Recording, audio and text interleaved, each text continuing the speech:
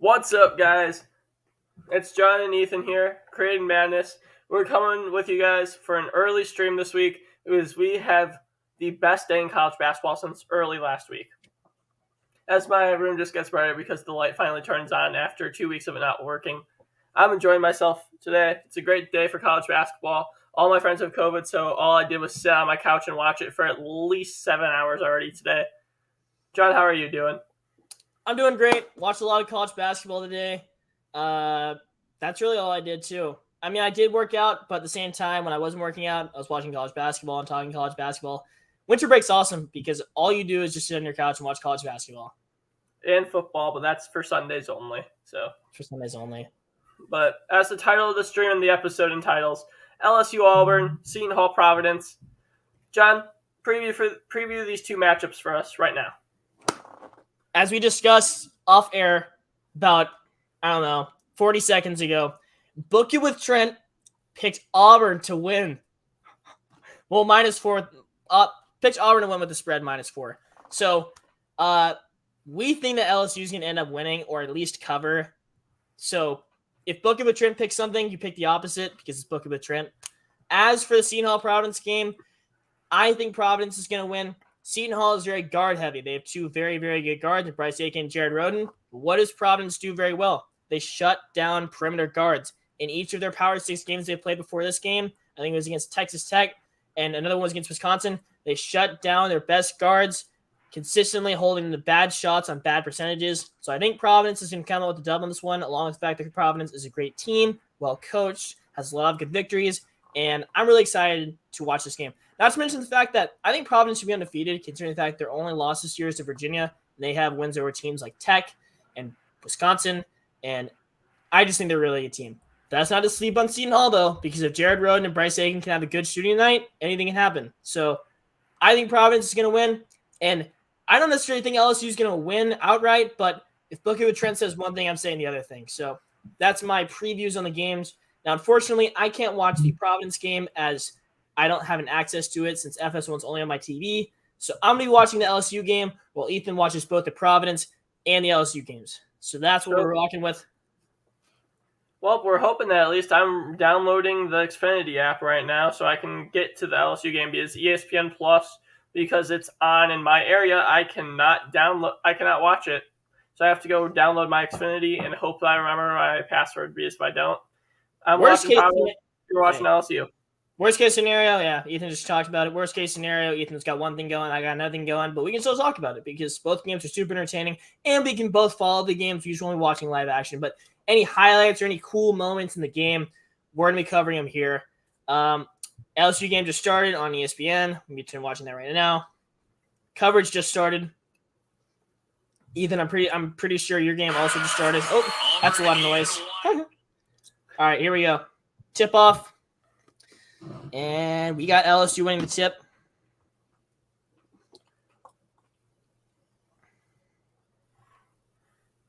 I mean, for me, it's still on the Butler-DePaul game. 2 minutes left. Butler should have this locked down, but DePaul could very well go on a run to take this to OT. So what's the score of that game? 60-52. Yes. What? I just want Butler to win this game. Never been a big DePaul fan, considering the fact you're from Chicago. Yeah. How's it going in the LSU game? Keep giving updates, John. We got 2 hours to kill here, 2.5 hours. Walker Kessler just made a really dumb foul.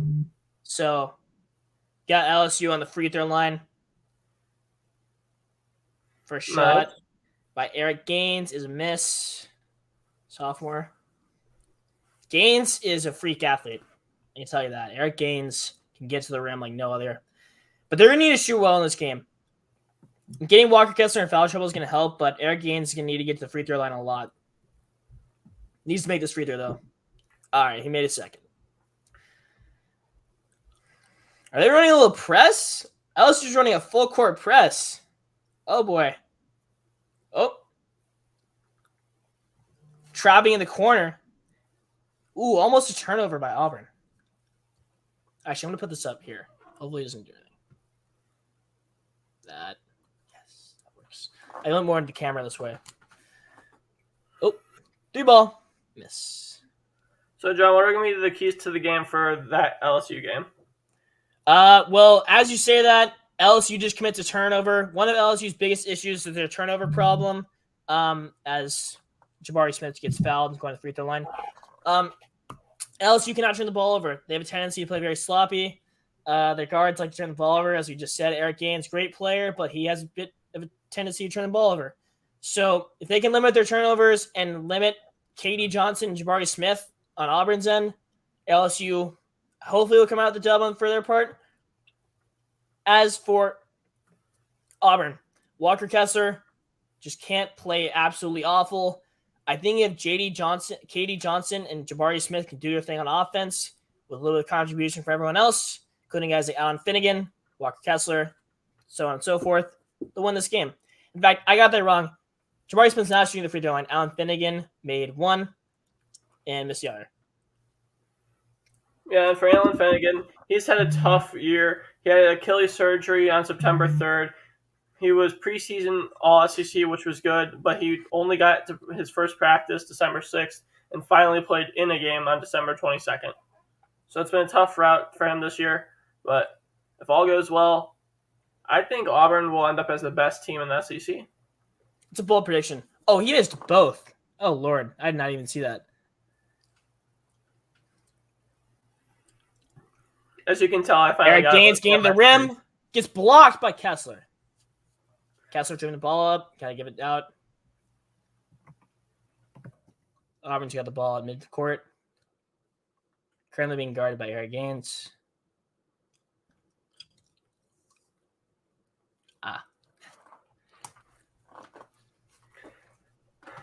And John, for me, at least the Providence game has not tipped off. It probably has already, but I'm checking that right now. It looks like they are delaying it until this game's over, which is nice. It means I don't have to deal with. Hopefully that Xfinity app can get downloaded. Oh no, I figured it all out. I have the LSU game on one side and the soon-to-be Providence game right here. I'm doing great. Also, if you guys hear a beeping in the background, that just means my family does not know how to cook, meaning that there's a smoke alarm going off. And sorry about that's that. awesome. You should probably mute yourself. I don't know. They'll turn it off eventually. If they don't, Lee in 30 Johnson seconds, I'm muting myself. Pretty low scoring game so far. 1-0 with 2 minutes gone. Jabari Smith, I think Jabari Smith touched the ball, which is a good job in LSU's defense. Got guys like Xavier Pinson, Darius Days, Efton Reed, brother of Nas Reed. Efton Reed's been doing very good. Brother of Nas Reed, might I add. Very, very good, talented team. If they don't turn that alarm off, and Auburn has a nice 3 there, which is, I feel like Auburn's going to have to just control the flow of the game because LSU can either. LSU likes to play a fast style play for basketball. They love to play fast style. They're doing a full court press right now. That was a 3 drained by KD Johnson. Oh, they already get the ball down the floor. 26 seconds left, and they're already in their offense. KD Johnson's a gamer.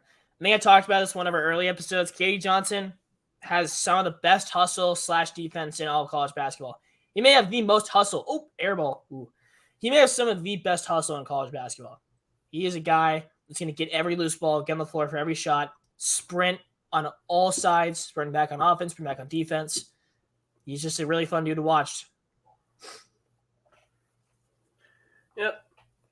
Hey, John, with your school and all that, how do you plan for March Madness? I'm just curious because I think we can both agree one of the best parts about March Madness is sneakily watching it during class.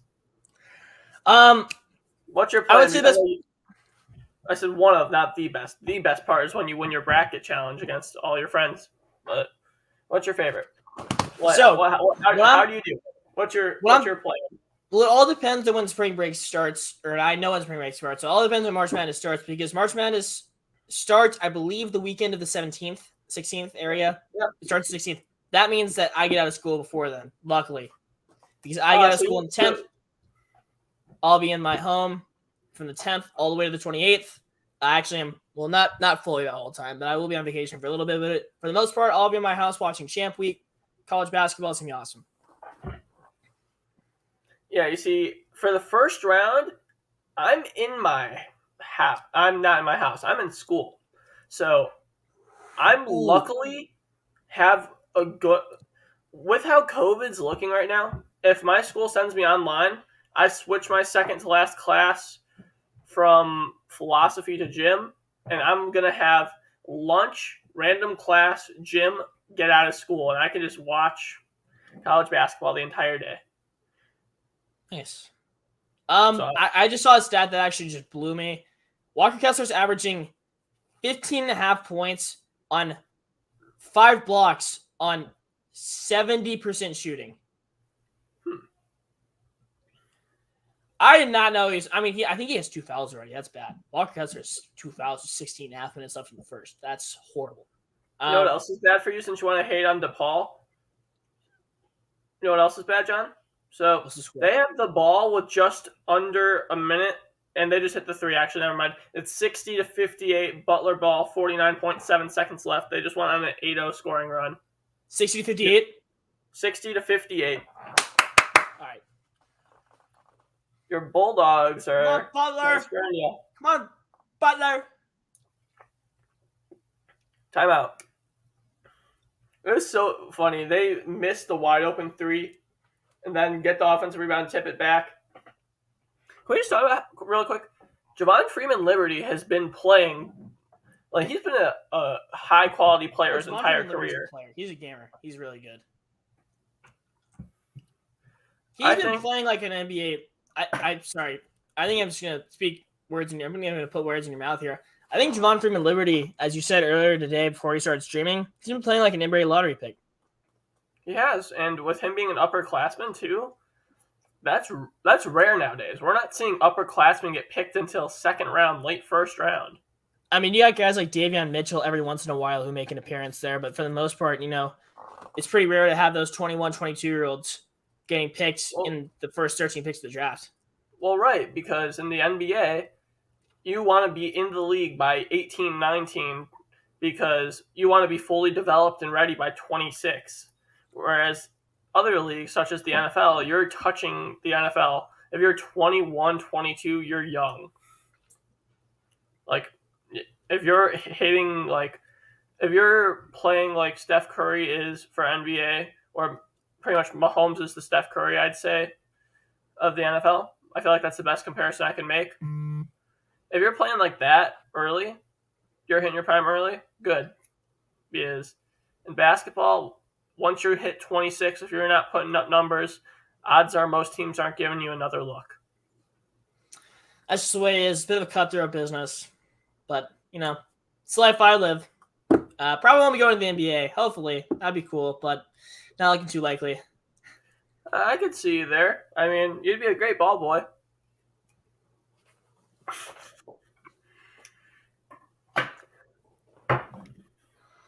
Oh my god, you just roasted me on air.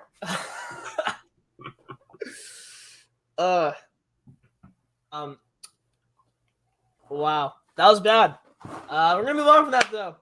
Just went to commercial break. Auburn's up 6-1. We're on a little bit of a scoring run. There was a few bad calls in there that I wasn't talking about. Wait, by the way, DePaul's shooting free throws with 5 seconds left. Sorry to cut you off, but what's the score? They're down 2 and they're shooting 2. Who's shooting? I don't know, but they made the first one. I'm on my phone. I can barely see it. I don't want this game to go in overtime. I don't either, because I'm pretty sure the other game's starting. I gotta start checking on that now. Oh no, they're slowing it down, which is nice, but it's already 13 minutes after. Ooh, they missed it. They missed the second one and they fouled right away. But 4 seconds left. Yes. As John does his little happy dance. Let's go, boys. Hey! That's what you get if you are in the stream. John does his happy dance. When my teams win, you get a happy dance. When my teams lose, bad things happen. Insults are thrown, relationships are ruined. What am I watching? This Angry Birds commercial is insane. You see, I'm watching a Taco Bell commercial. Now I'm watching a Taco Bell commercial now. Yeah, I'm ahead of you, so you're doing the commentary. It's like, that already happened for me, bud. Buddy. Whatever, dude. Oh, LSU's still undefeated. I forgot about that. Yeah, they're I mean, I knew that, but I just didn't mention it earlier. Yeah, I mean, to be fair, though. Out of the 5 unbeaten teams, who has the best shot? Yeah, Baylor, USC, Iowa State, LSU, and Colorado State. Is that best chance to win the Natty. Is that a question? Yeah. Who's got it? Who do you think? Come on, bro. Baylor! Baylor! They play Iowa State later this week. Iowa State very well could knock them off. They could, but you got to give the knock to Baylor. Baylor has just been year in, year out since about 2 years ago. I think the best team in college basketball. It's plain and simple. The team I think has the worst chance, though, is actually LSU. Their competition so far has been very, very subpar. And this is honestly their first true challenge of the whole year. And LSU hasn't scored since their first point of the game, which happened in 19 minutes. So they need to put some points on the board as they airball a three-pointer and then miss the offensive rebound. You saw that, right? That was bad. We've had 3 LSU airballs this game. It's been 5 minutes. No, not even 5 minutes. Not even 5 minutes. Can you give me an update on that Butler game? They're reviewing the time on the clock. Otherwise, I would have been. Yeah, I would have told you game over like 30 seconds ago. Oh, no. This is a turnover fest. I think we've had 5 turnovers in the first 5 minutes. Auburn just commits another turnover. LSU shooting has been atrocious, though. Absolutely atrocious. Oh, it definitely has. Oh, by the way, it's 4-3. Seton Hall up on Providence. So far, Roden and Richmond have the two points each for the Pirates. And for the Friars, Horschler has a 3. And there's 16:45 left in the first half. Because apparently, the game for DePaul and Butler can't finish in the correct amount of time. This ESPN 2 time slot's coming in clutch. What do you mean? I think no, it's because ESPN has the ability to switch from like ESPN 2, ESPN, ESPNU, ESPN News. True. Fox Sports does too. It's just there's so much stuff going on in sports. Well, this is like prime Fox sports Sports one. Fox Sports 1's kind of their go-to, I think, for these Big East games because Fox Sports 1 does have the license to the Big East. I think ESPN just depends on the game. Ooh, tough layup. I think ESPN just has a license to whatever game they need, like the bigger games. Missouri Valley has ESPN 3. They actually? Yeah. Just Missouri Valley? Yeah, maybe others do too. But I know in specific, like, because I'm going to go to Bradley, so, like, that was our pitch. That was our giant pitch is if you broadcast their games, you're going to be on ESPN. You're on ESPN 3. So, John, Ethan do a little self-flex on air? Yep. So, John, when I'm broadcasting my freshman year, and I'm broadcasting that boys volleyball game or that, I don't know, ping pong game because I'm a freshman, so I won't be able to do basketball right away probably. Also, by the way, Butler's up 3, and DePaul's about to take their last shot after they inbound it, after the timeout. Oh, my God. What happened? Right? What happened on the inbound, though, John, because I know you're not watching it, Butler nearly got a steal. Off inbound. I just want the game to go into overtime, dude. I don't want you to. No, I want to be able to watch my game because Providence now has 5. Al Durham with a bucket. You know, Booker with Trent might have been right. This is going pretty badly for the Tigers here. Well, I mean, didn't he bet Auburn? Yeah, LSU's getting destroyed. Wow, as that was one hell of a deep miss. There has been so many breaks in this game. This has been horrible. Hey, John, I have a question. If you're a basketball coach, whether it be high school or college or pro even, and you just see your player, like, unless he's Stephen Curry, if you see your player pull up from, like... 30. From 30. No, not 30. from like 35, 40 near half court, and you're seeing him shoot a normal jump shot with assuming this isn't end of quarter, end of half.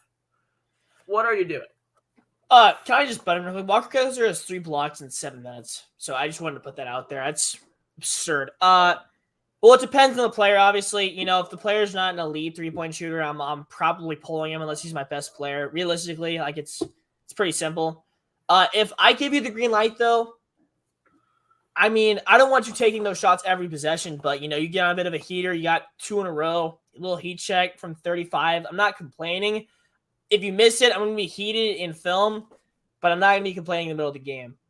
But if you're a role player or you're a guy who's not a high-level 3-point shooter and you pull up from 35, just to pull up from 35, I get angry. That's probably what would happen. But yeah, no, I don't think that's ever a good shot unless you're a Steph Curry, Damian Lillard level shooter, like high-level NBA player type shots.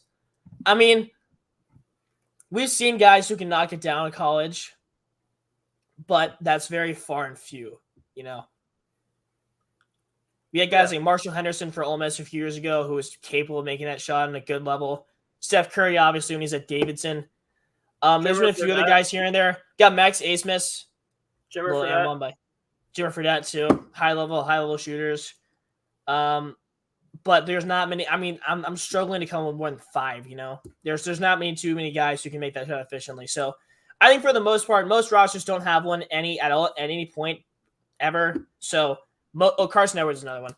Most guys don't have a guy on the roster that can make shots like that. So I would say for the most part, that's a shot where I'm taking my player out personally. Oh yeah, I agree. And also, I'm curious. Obviously, it's early in the game, but 11-1. This is not looking good for the Tigers. If you're LSU, what are you doing here? Like, or even like, I'm trying to get an extremely good shot. You know, you've been taking a lot of threes, haven't been getting the paint much. I understand Walker Kessler's in there. He's making life tough, as I can read post up and gets a hook shot. And he airballs. Wow. That's 4 airballs for LSU. That's 4. And we're not even 8 minutes in. Here's what I'm doing on offense. I'm getting a shot at the rim. I'm getting a really good catch and shoot 3. Or I'm getting Walker Kessler in foul trouble. But he's absolutely eating as he hits another fadeaway jumper. This guy's eating as the score turns into 13-1. He's playing out of his mind, by the way. So I'm getting that guy in foul trouble because he has 3 blocks and a bunch of points. I think he has 6 points, 3 blocks. I'm getting a good shot at the rim. LSU commits a charge. This is bad. And I'm getting a really good shot because they just can't seem to get a good shot right now. Really, really bad threes. Not very good attempts inside. And Walker Kessler, I think, only has a foul. I think I misspoke. I think he only has 1 foul. So he needs to have more fouls for sure because he's been killing it. By the way, DePaul just dropped a pass out of bounds. So Butler should win it, but they're going to inbound the ball and get fouled immediately. So then we're going to have to deal with that. No, there's a timeout, meaning that I can't even watch the game that's actually good. Because it's actually let's get a score update on the Providence game. 6-5. Who? Providence. Nice. Yeah, here's what I'm saying about the Providence game. I think I said in the pregame preview, but Providence has some of the best perimeter defense in the country. And Jared Rhoden and Bryce Aiken, I think, are their 2 highest leading scorers. I think Jared Rhoden's averaging around 16, Bryce Aiken's averaging 11.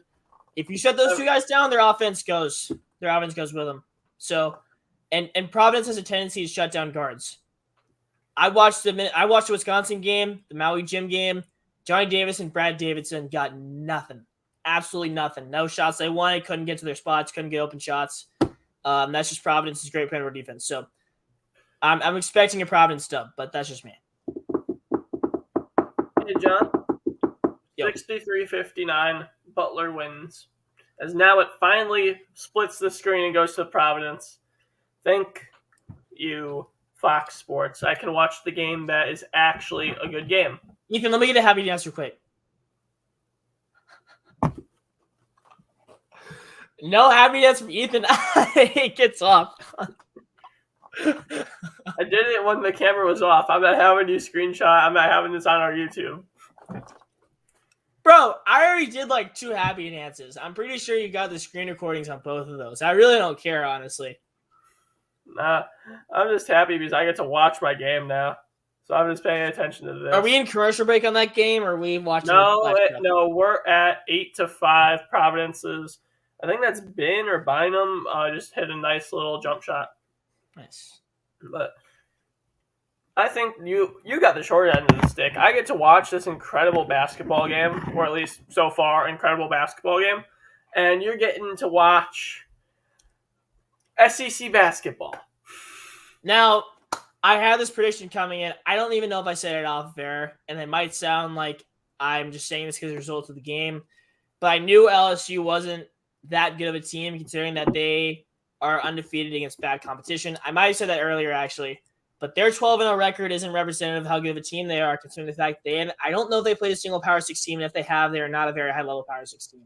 They just have not played any significant competition, nowhere close to a top 40 PPI team. And this is their first chance at it in a really tough away setting in Auburn, Alabama, and they're getting dogged. It's bad. Cannot get a good shot. Really, really bad defense. Full court presses just did not work at all. Yeah, that's what's going on here right now. And that's why we both chose Auburn to win this game. Yeah, we chose Auburn to win this game for sure. Booker with Trent did choose Auburn, and I said my pregame predictions that LSU would win because Booker with Trent said it, but that's not any actual reasoning because Booker with Trent. But yeah. The line of this game being 4 was atrocious. Absolutely atrocious. You had to make it 4.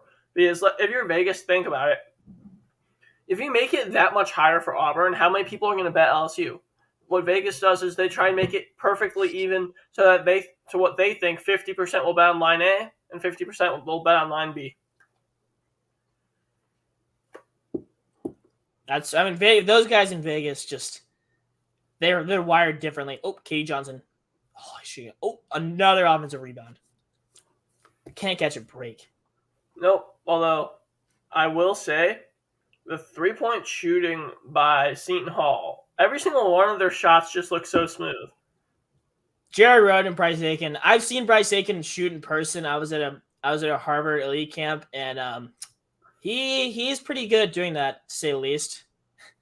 That's his main specialty, though. Although I have to say, from the games I've watched with Bryce Aiken, at least in Big East play, when he's not shooting well, he kind of is a non-factor. Okay, actually, before I say anything else, here's a quick little stat for you. LSU's over 12 with 3 turnovers. As I say that, they're over 13. Flashes another 3. 18-1. I mean, I've seen an Illinois game where they've been held to 4 points in the first half. If we can see LSU be held to less than 10 in the first half, I think that would be the most irrelevant and entertaining thing to me. It's just unbelievable. It's 18-1 right now. This is ridiculous. Yeah. Hey, John, during this, make sure that you're tweeting these out. I'm going to go send out a tweet. LSU looking pathetic. I think we both agree with that right now. We don't need to consult each other. Let's see. Darius Day is 0 for 3. Efton Reed 0 for 2. Eric Gaines 0 for 4. Xavier Pinson 0 for 1. It's been ridiculous, dude. Walker Kessler 2 for 2 with 6 points. And 2 free throws. Jabari Smith 0 for 2, unfortunately. Aaron Flanagan 3 points, including and 1 free throw. Katie Johnson 3 points. They're spreading love around right now. That's for sure. Everyone's getting touches. Auburn's currently 7 for 2, 2 for 6 and 3.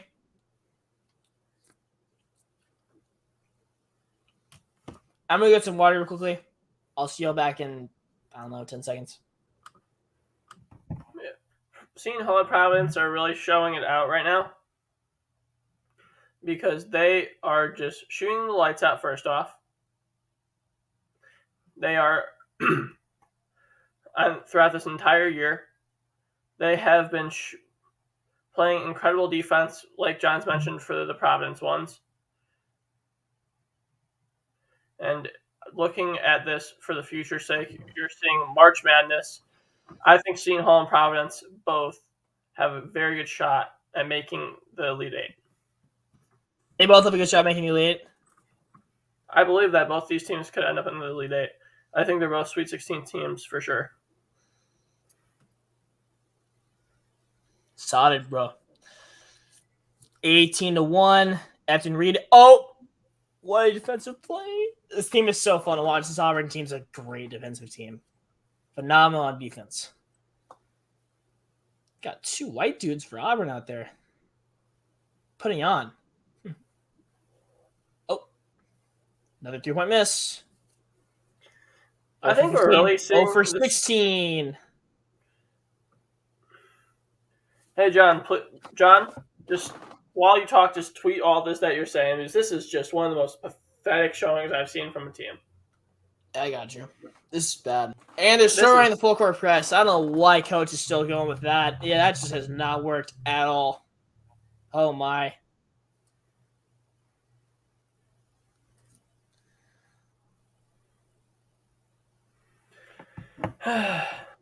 What do you think, John?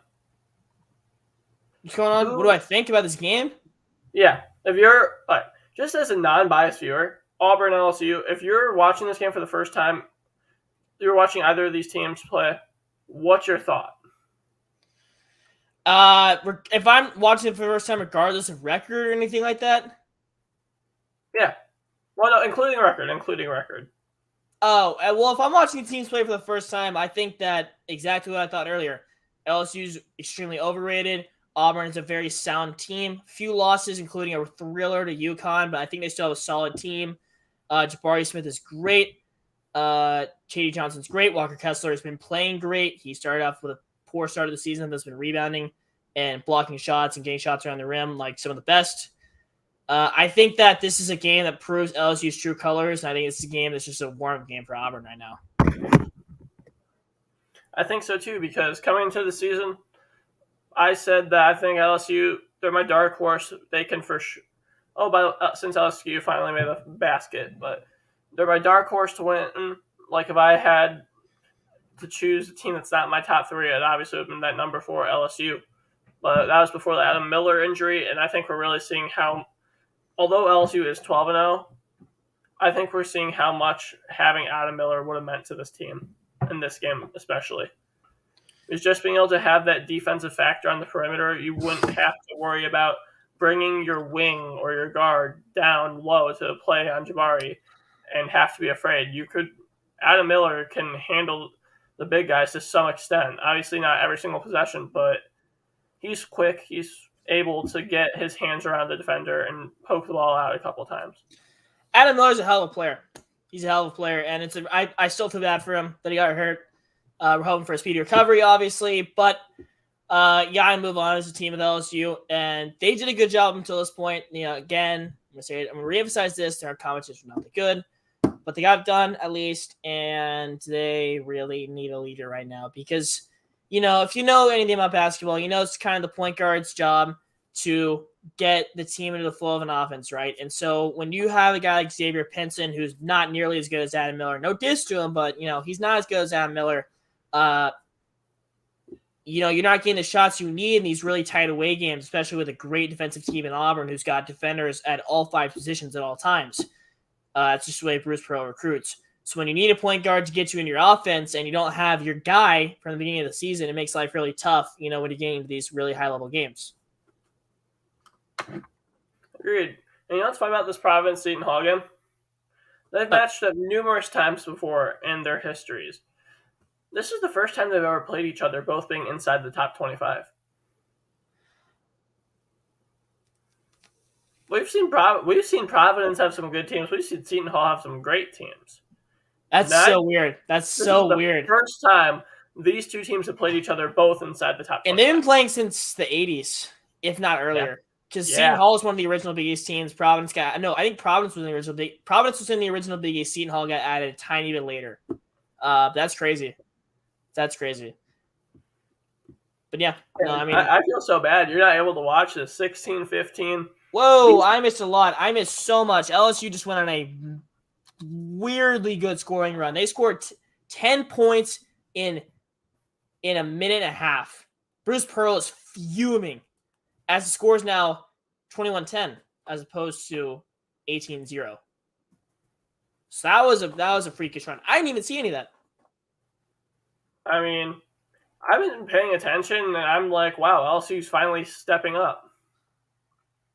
As Yeah, that's the same reaction I had. Providence tried to do an LSU play of chucking it down the field. Really. Darius Days finally had a 3-pointer.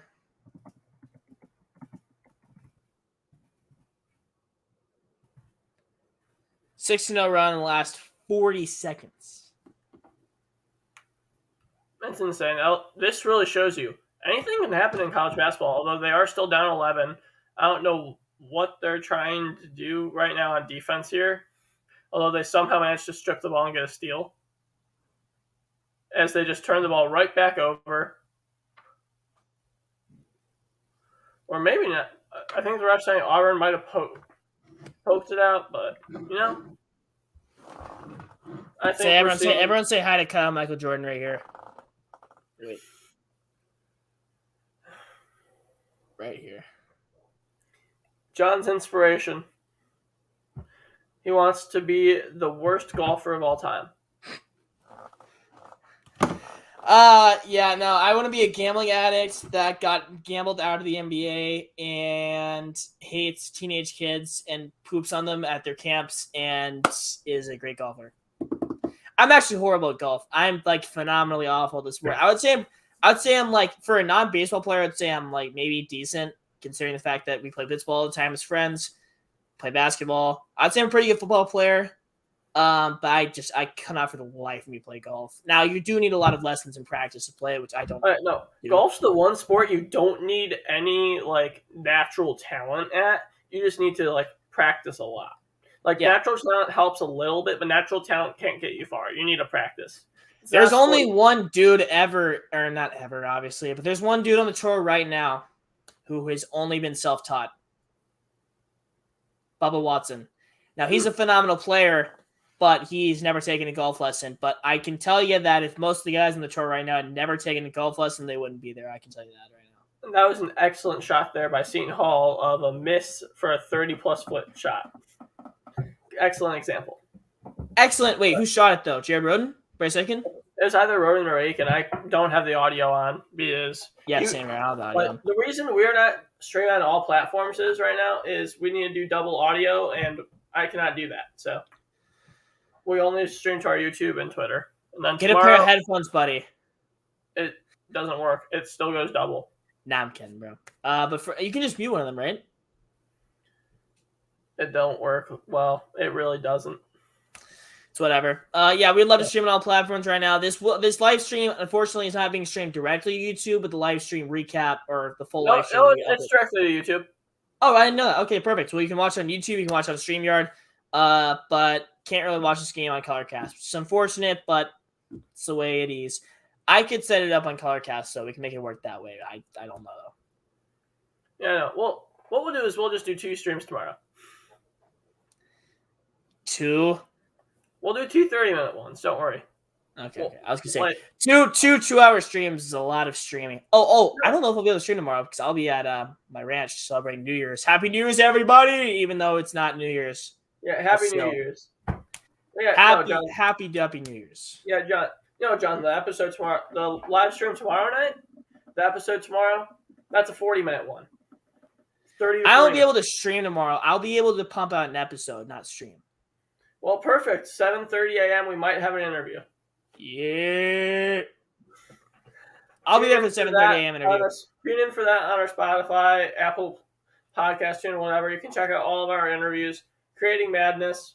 It's a lot of fun. Give us some info on our interview, Ethan. Little bit of sneak peek. Well, obviously, right now he lives in Japan, so this is a potential.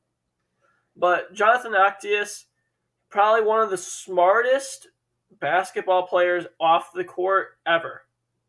He's a gold medal Olympian, but in college, he played for Colorado State 2012 through 2014.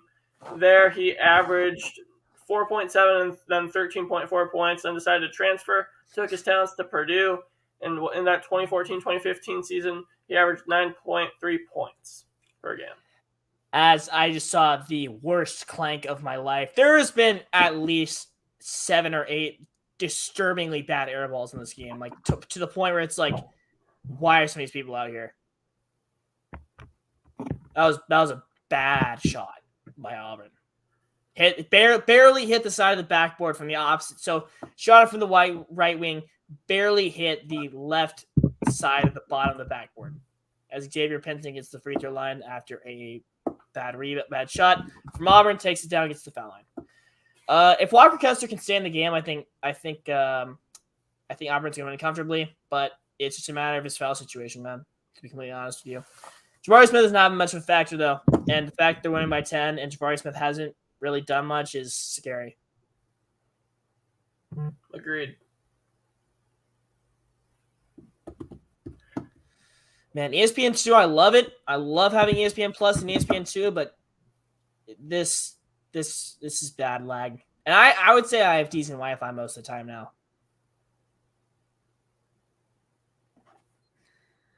Missed by Auburn.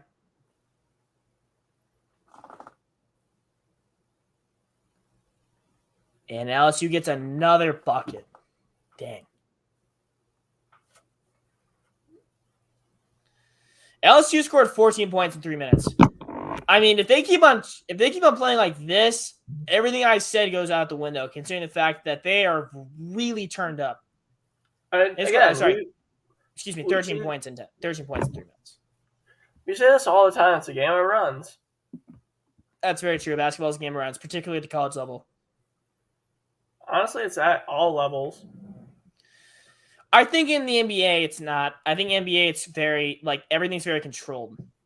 Like, it gets to the point where NBA players, like, they'll, like, exploit specific weaknesses for individual players type stuff. Like, it's a different game. You know? I don't know how to explain it. The NBA is just, like, here's college basketball, here's, like, pro basketball, I guess. And here, the NBA is here. It's a different league. If you can't tell, that's about 5'11", which is John's top height. Cap. This is coming from the 5'9" kid. 5'10" and a half. Nope, that's just an incorrect statement. You're 5'9". I actually growed. I went to the hospital the other day. For a good reason or bad reason? Is there ever a good reason?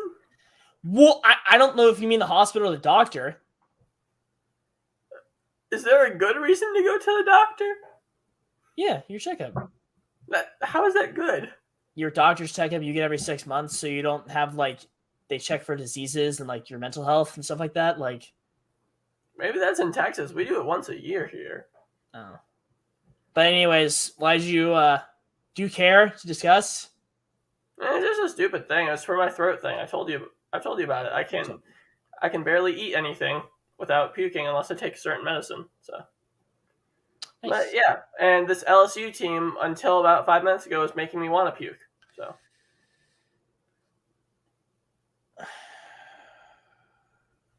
as John lets out a sigh because he is disappointed in me.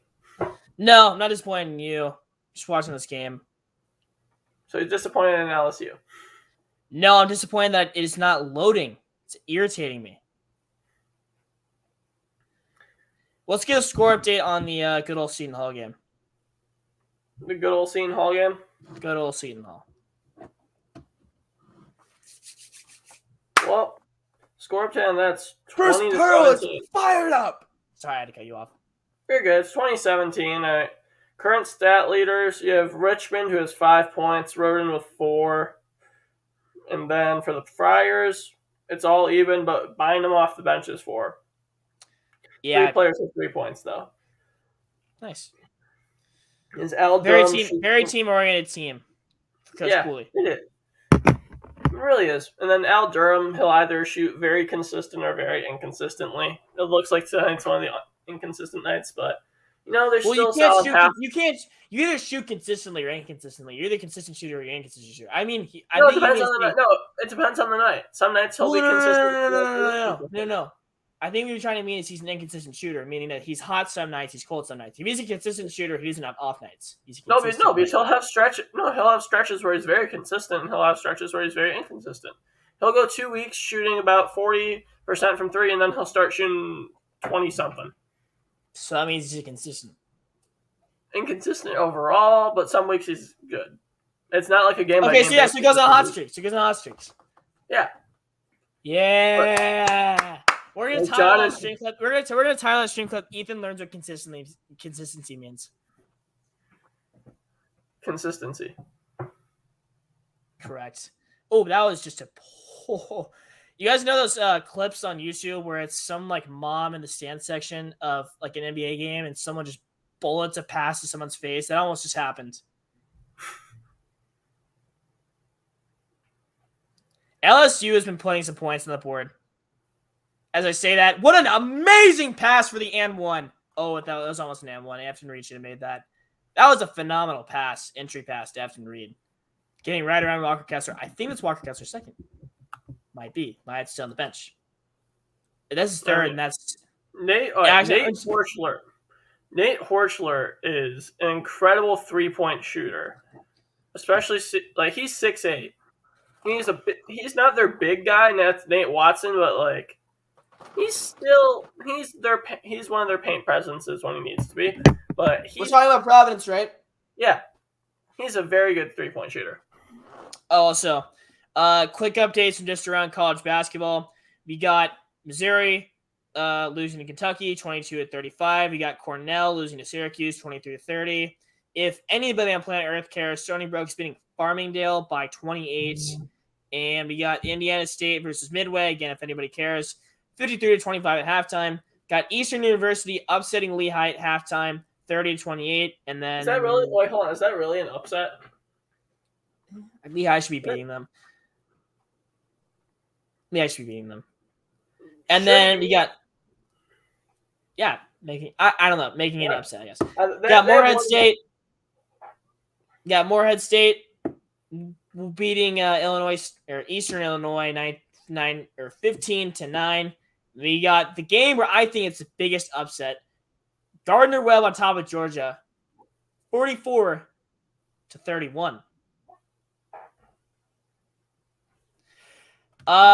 We were looking at the games yesterday, as a collective, see what was going on, and I saw the spread for the Georgia game was -4 Georgia, and I was like, I mean, if I was a gambler, I would take Georgia, right?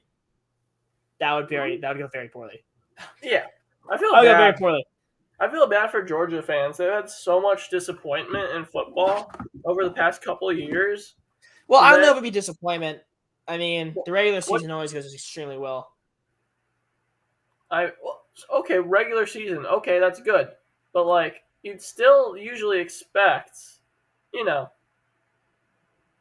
your regular season goes that well to where you're in the playoff, you want to be competing for that championship, not losing to Alabama.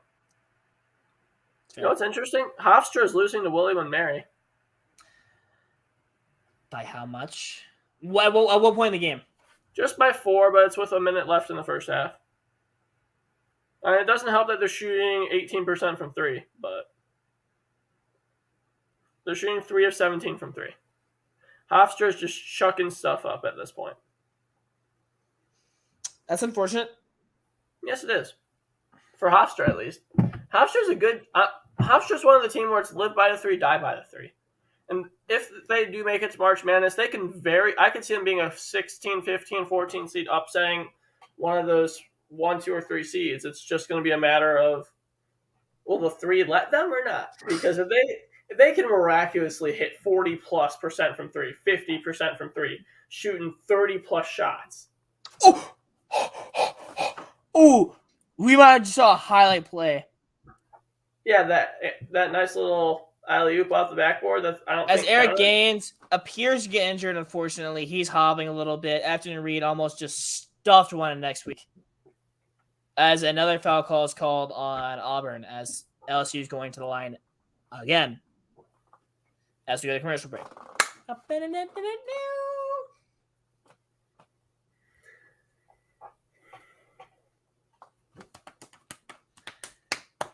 Both games are a commercial break.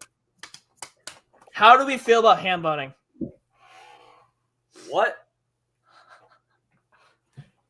It's a music art form. I don't know what it is. You gotta try it. It's in your soul. Uh-huh. Another stream clip. John teaches Ethan what ham boning is. You're from the South. You guys do some weird stuff, not gonna lie. You talk weird, kid. I'm the one that talks weird. Have you heard? How you doing? I'm from Chicago. That's one of the worst fake Chicago accents I've ever heard. You talk like you're from Chicago then, buddy. I'm talking like it right now. I speak normal. There's a difference between like you have like Chicago like speech mannerisms, but then some people just embrace it fully. You know exactly what I mean by that too. Oh yeah, I 100% agree. Where you're coming from with that. And then you're from the South. You're from Texas. So every night when you go home, you have your cousin waiting for you. So you can't say that on air. You can't do that. I'll take Chicago over Texas any day of the week. You can't say that on air. Oh my God. As Hofstra misses another 2 threes to end the half. Yeah, no, you got immediately to the Hofstra game. Oh my God, Ethan. That's how people get triggered over that, bro. Hopefully there's no. I mean, like, if there's someone watching, it's unfortunate. There are. Don't worry, there are. We have viewers, John.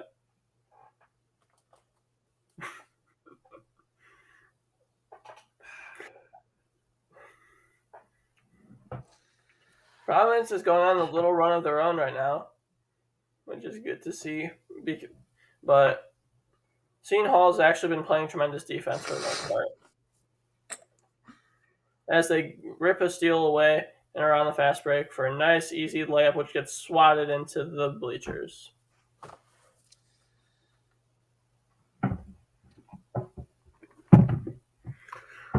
You good, John? No, I'm fine. You can't make any more incest jokes on air.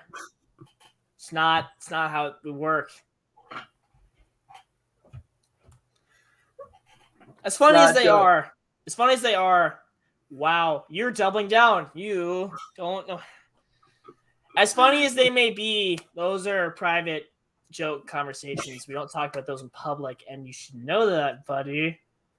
Buddy. And John's face looks like Charles Barkley when he sees Auburn losing to Alabama in football every single year. Probably true. If I was an Auburn fan, I'd probably get low-key triggered at that, but I'm not. No, they have some very crazy upsets over Alabama, though. Oh, yeah, we almost had one this year. Auburn was horrible, and they this close. Drop my phone. This close.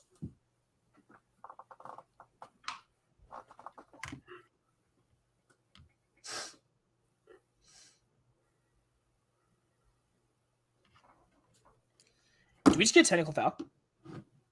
Did we? Oh, never mind. Again, the full court press. It's actually been working because I don't think it's working in terms of getting steals. I think it's working of speeding up Auburn because they have just not been able to score. Auburn's on a cold streak. Walker Kessler gets the ball top 3-point line. And I mean, Providence ain't on a cold streak because they're currently up 8, forcing Seton Hall to call a timeout. So Auburn has 0 points in the last 4 minutes, along with them only having a 3-pointer in that time period. Oh, Walker Kessler doesn't even hit the backboard on a hook shot. And another rip from behind. That's like the 4th one this game. As Katie Johnson takes to the hole, gets fouled. All right, LSU down 6. All right, if you're Bruce Pearl, let's just say, hypothetically, Auburn goes into halftime. We'll say the score fluctuates a little bit, but they'll go into the halftime up anywhere saying 3-8.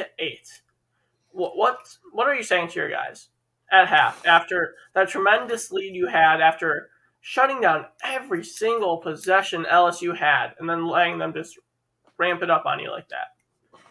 Forwards. What are we doing?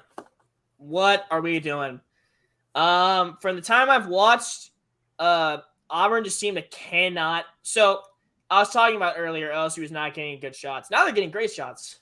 Their 3-pointers that they've gotten from driving kicks have allowed them to get to the rim more.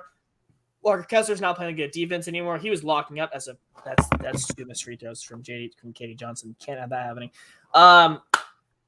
Walker Kessler's not playing a good defense anymore as the game's gone on. Big man's gotten tired. Oh, by the way, little stat for you guys.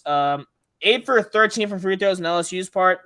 3 for 8 from free throws on Auburn's part. That's Katie Johnson. Oh, and one. Bang, bang. Oh, is that offensive interference?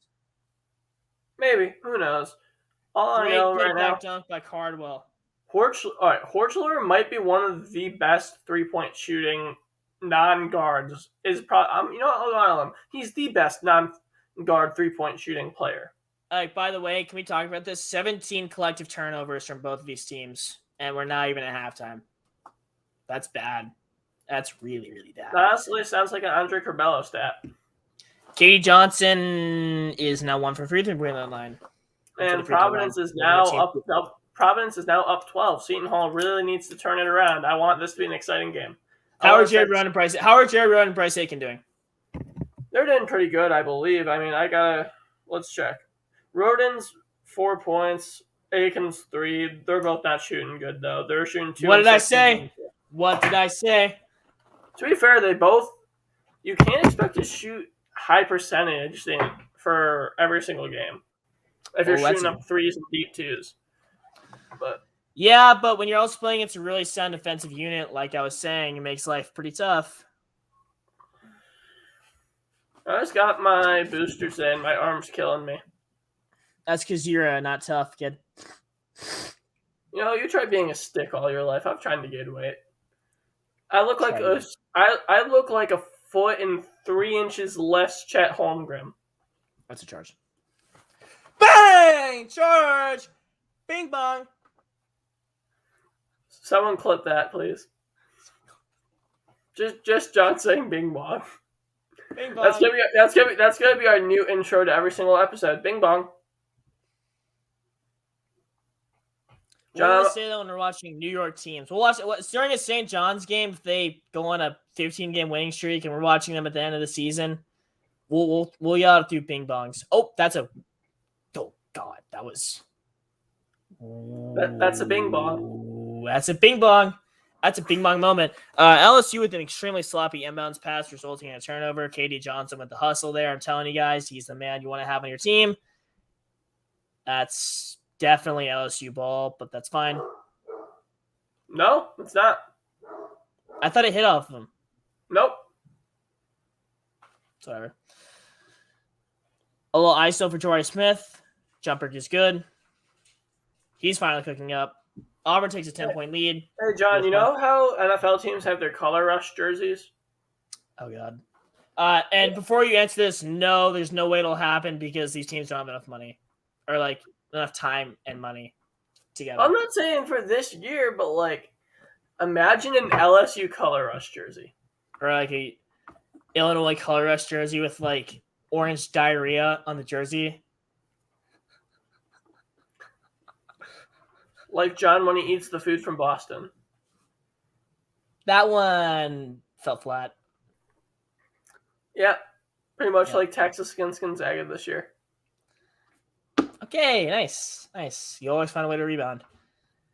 ESPN too, honestly, has the streaming bandwidth of I don't know how to speak. I'm so irritated. They have the streaming ability of a microwave, dude. This is horrible. Oh, what a 3-pointer! A turnaround, double contested 3-pointer from LSU. What a shot by Eric Days. Oh, wow. Yeah, you just saw that? Or sorry, Darius Days. Wow, what a shot. I'm sorry. I did not mean Eric Days. I meant Darius Days. That was a shot. They're going to count that. They're definitely going to count that. That definitely got off in time. That was a heck of a shot there. Yeah, it definitely got off. No questions asked. Yeah, it got off. What a shot! That's a rush, baby. That's an absolute rush. Book it with Corey's probably geeking right now. Book it with Trent, sorry. Not book it with Corey. Oh, that Corey. I like that. Not book it with Corey. Book it with Corey will lose you money. Book it with Corey. Book it with Corey might be worse than book it with Trent, bro. Not gonna lie to you. Here. Should I ask him about it? Sure. Book it with Corey. That's how you lose money right there. If you ever find a man named Corey E on Twitter and you're looking for gambling picks, don't look for his. Just don't do it. Don't not do it. Even if he's on a heater, He's dropped 10-game win streak. Don't do it. It's not worth it. He's a former D1 player, though. That's very, very credible. Maybe for college basketball, maybe. But outside of that. Well, he played very solid, especially when he was at Montana. He was able to play against Damian Lillard, so. Really? He played against Weber State. That's crazy. Yeah. Oh. Has he never told you that story? No, that's actually insane. Yeah. I wish he had like a story. I got crossed up by Damian Lillard. I wish he had that story. Imagine being able to just say, hey, yeah, we know a guy that got crossed up by Damian Lillard. Let's see. My craziest basketball story is me probably guarding an Army commit for a whole game. How did he do? He honestly didn't do that good. But then the next game when I wasn't playing, I had a broken finger. I think he had not the best game against us. Jabari Smith with another shot. That was crazy. What was I going to say? What was I going to say? I've completely lost my train of thought as Jabari Smith got a BS call. He didn't do that good against us the first game. I'm not saying like I'm like completely locked him up, but I did make life a little bit tough for him. He didn't get all the looks he wanted to. I think he had a really dumb charge call, pushed me, and I fell to the ground. Kind of flopped. But he ended up finishing something like, I think, 16. He didn't do that good against us. But the second game, I had a broken finger, and guess how many points he dropped? I think you told me it's like 33, right? Way more. 50? More. Not much more, but more. Oh, 54. 53. 53 points. That's actually the best high school basketball performance I might have ever seen in person or not in person. All right, John, can we just say this for a second? Like, I know you don't want to like hype yourself up so much, but if they score 53 against your team, and then but before that they only scored 16 because you were guarding him, that's insane. I don't know if it was 16, but it was for sure under 30, and it was in the high teens to low 20s range. But I think the last person that told me about it was 16.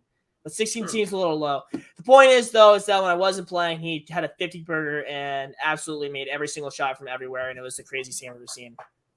Yep, and Auburn is 9-0 and leading at the half, and they are up 32-21. So you already at half? Looking good, as well as Providence is looking good. What a shot by Jabari Smith to go into halftime. That was incredible. Jabari Smith really turned up. He's been hitting his mid-range shots. You know, honestly, I want to go on this little note. All these freshmen this year are really loving the mid-range. Paulo Lanchero, I saw him in person at Duke versus Virginia Tech. He took 2 threes the whole game, clanked both of them, but he was just killing it from mid-range. As another player we see, Jabari Smith, very lanky forward, has the ability to shoot the 3, but when he's cooking, you know he's cooking from 15 feet, baby. He's hitting those mid-range pull-ups, and he's getting it done from there. I mean, we're seeing guys like Drew Timme, Jet Holmgren's taking a lot of mid-range shots. And, you know, I think it's coming back. I think there was an analytical time period for like a 5-year, 6-year stretch where coaches were like, if you take a mid-range shot, I'm pulling you. But, you know, these are guys who are consistently getting buckets there. We see guys like Devin Booker in the NBA also getting complete buckets. DeRozan is getting buckets. Jimmy Butler from the mid-range is getting buckets. KD from the mid-range is getting buckets. If you can shoot the mid-range, you shoot it. But yeah, for some, 3s are greater than 2s, but you're more likely to score a 2 than a 3. Yeah, and I think what the mid-range Druin guys like Josh Smith and ISO Joe and Carmelo Anthony, who would like take 15 jabs and then shoot a double contested fadeaway mid-range, like it's art. Like no, it's inefficient actually. Efficient mid-ranges though not only look cool, but they get the job done. Because Jabari Smith is just absolutely cooking from a few feet away. Providence is cooking in general with their 2 big men. Nate Watson's a hell of a player, that's for sure. Yeah, him and Horcher are both killing it. Horcher has 4 threes on the day, and Watson 11 and 5 at the half. I mean, I'm gonna get some water real quick. You do that. As John needs his little water break, so he's gonna try and figure out how to turn off his camera. That was bad. I feel like an old man there. I had my phone in front of the camera, by the way. I I mean, my phone in front of the button, so I was wide open. Just get out of here, John. I'll handle it. As just quick updates throughout college basketball scene. Syracuse up by 7 out of the half. Morehead State down 3 to Eastern Illinois at the half. Georgia down 10 with 16:33 left in the game. Hofstra down 4 at half. LSU, as you know, down 11 at half. Missouri down 17 at the half to Kentucky. Furman's killing Samford by 27 at the half.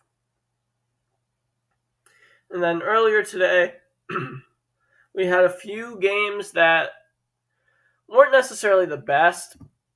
Nicholls State kept it within 14 of Purdue. Central Michigan, I believe they were like at least a 7.5 point underdog. They might have been even more than that. Beats Kent State by 3. Arkansas lost to Mississippi State 81-68, and I think that we're really just seeing Arkansas they had their hot run in the beginning, and then they didn't play anyone. Miami of Ohio beat Buffalo 91-81. Buffalo could not shoot the ball in the second half, and Miami of Ohio, they have this 5'8" point guard, I forget his name, but he was on fire that game. If he keeps playing at that level throughout the rest of the season, I think that we may have another Jason Preston on our hands. Jonathan Williams had a great game, though. I think he had 26. But, again, there's some times in college basketball where you have these players who go on these runs by themselves and they can single-handedly win you games. And you don't want to rely on those guys, considering the fact that, if it's an off game, you lose. But having a guy like that on your team that's capable of making shots like that and putting up games like that, it's really nice to have, especially, when you get later in the season. Games are close. You're in a tournament game for champ week, or you end up winning your tournament and you're in March Madness, or you end up finishing second place in IT, or whatever circumstance you're in. It's the end of the season, and you need a guy who can just give you a few buckets, whether it be the whole game or the end of the game. Guys like that really make a difference, and that's a really valuable player, along with Jonathan Williams as well for Buffalo. Agreed. And in halftime, just curious, looking at both the Big East and SEC, as of right now, if I had to tell you who's winning both, I mean, I gotta go Villanova and Auburn or Kentucky for the SEC, but I'm going Villanova in the Big East. I think them being Xavier, they were on their little losing stint. I think it might have only been one game, but still. I think the Big East is weaker than we thought this year, but I just think Villanova's better than all of them. Can we just talk about how Georgia is getting not walloped, but they're losing by 10 to a Gardner-Webb team that's also 5-7, and it's just been atrocious this year. Georgia, dare I say, they're the worst Power 5 team in college basketball. Power 6, sorry. I think they are. I think they have to be. Oregon State's in the running, but they're making a case right now. They really are, aren't they? As Hofstra finally ties it up, they're 30-30, 8:34 left in the game. Not that anyone really cares about that game, but I would love Hofstra to win that game. A friend of mine got an offer from there at school. I would love Hofstra to win that game. You have a friend that got offered by him? I mean, more like an acquaintance. I mean, I like him. I think he likes me, but, we're on the same team, so. Keyword being he thinks that he likes him. Like, last year I thought Illinois was going to win the national championship. I also thought that Kofi Coburn could handle a 6'9" overweight guy from Poland. But we saw differently.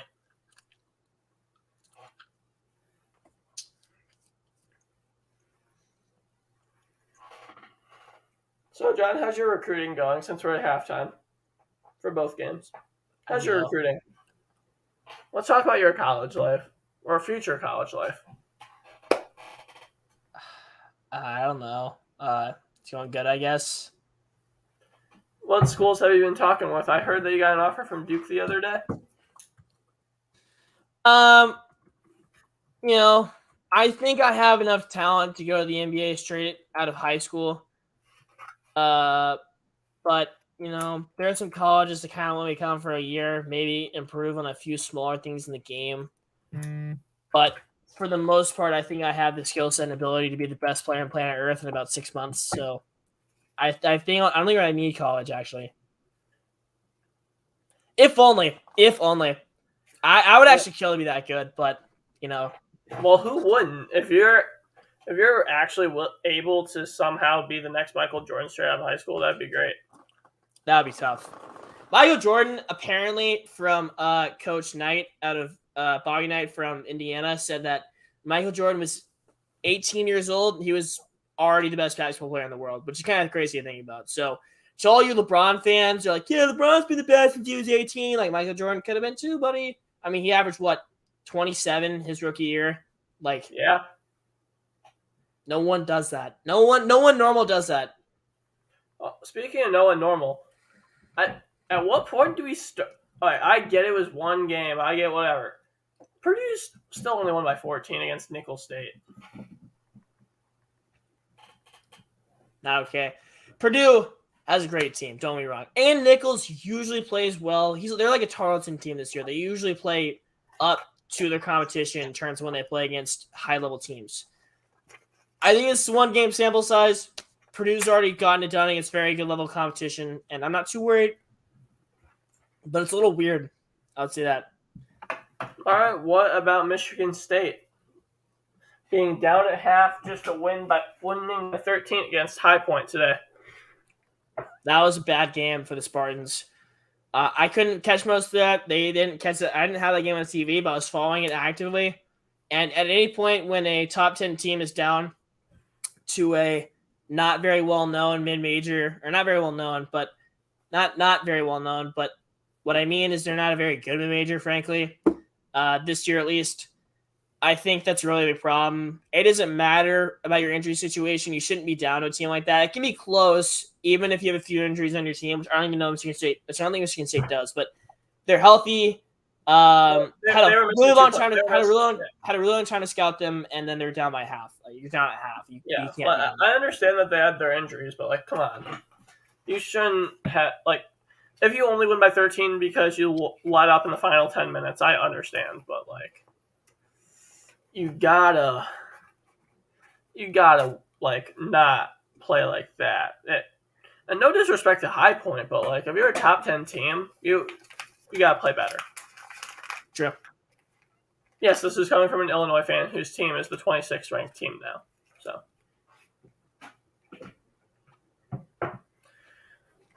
my iPad's not working, so you gotta give us updates from now on that LSU game, John.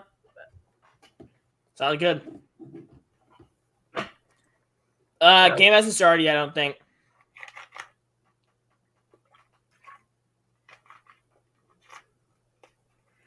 John has his water breaks, and I have whatever this is.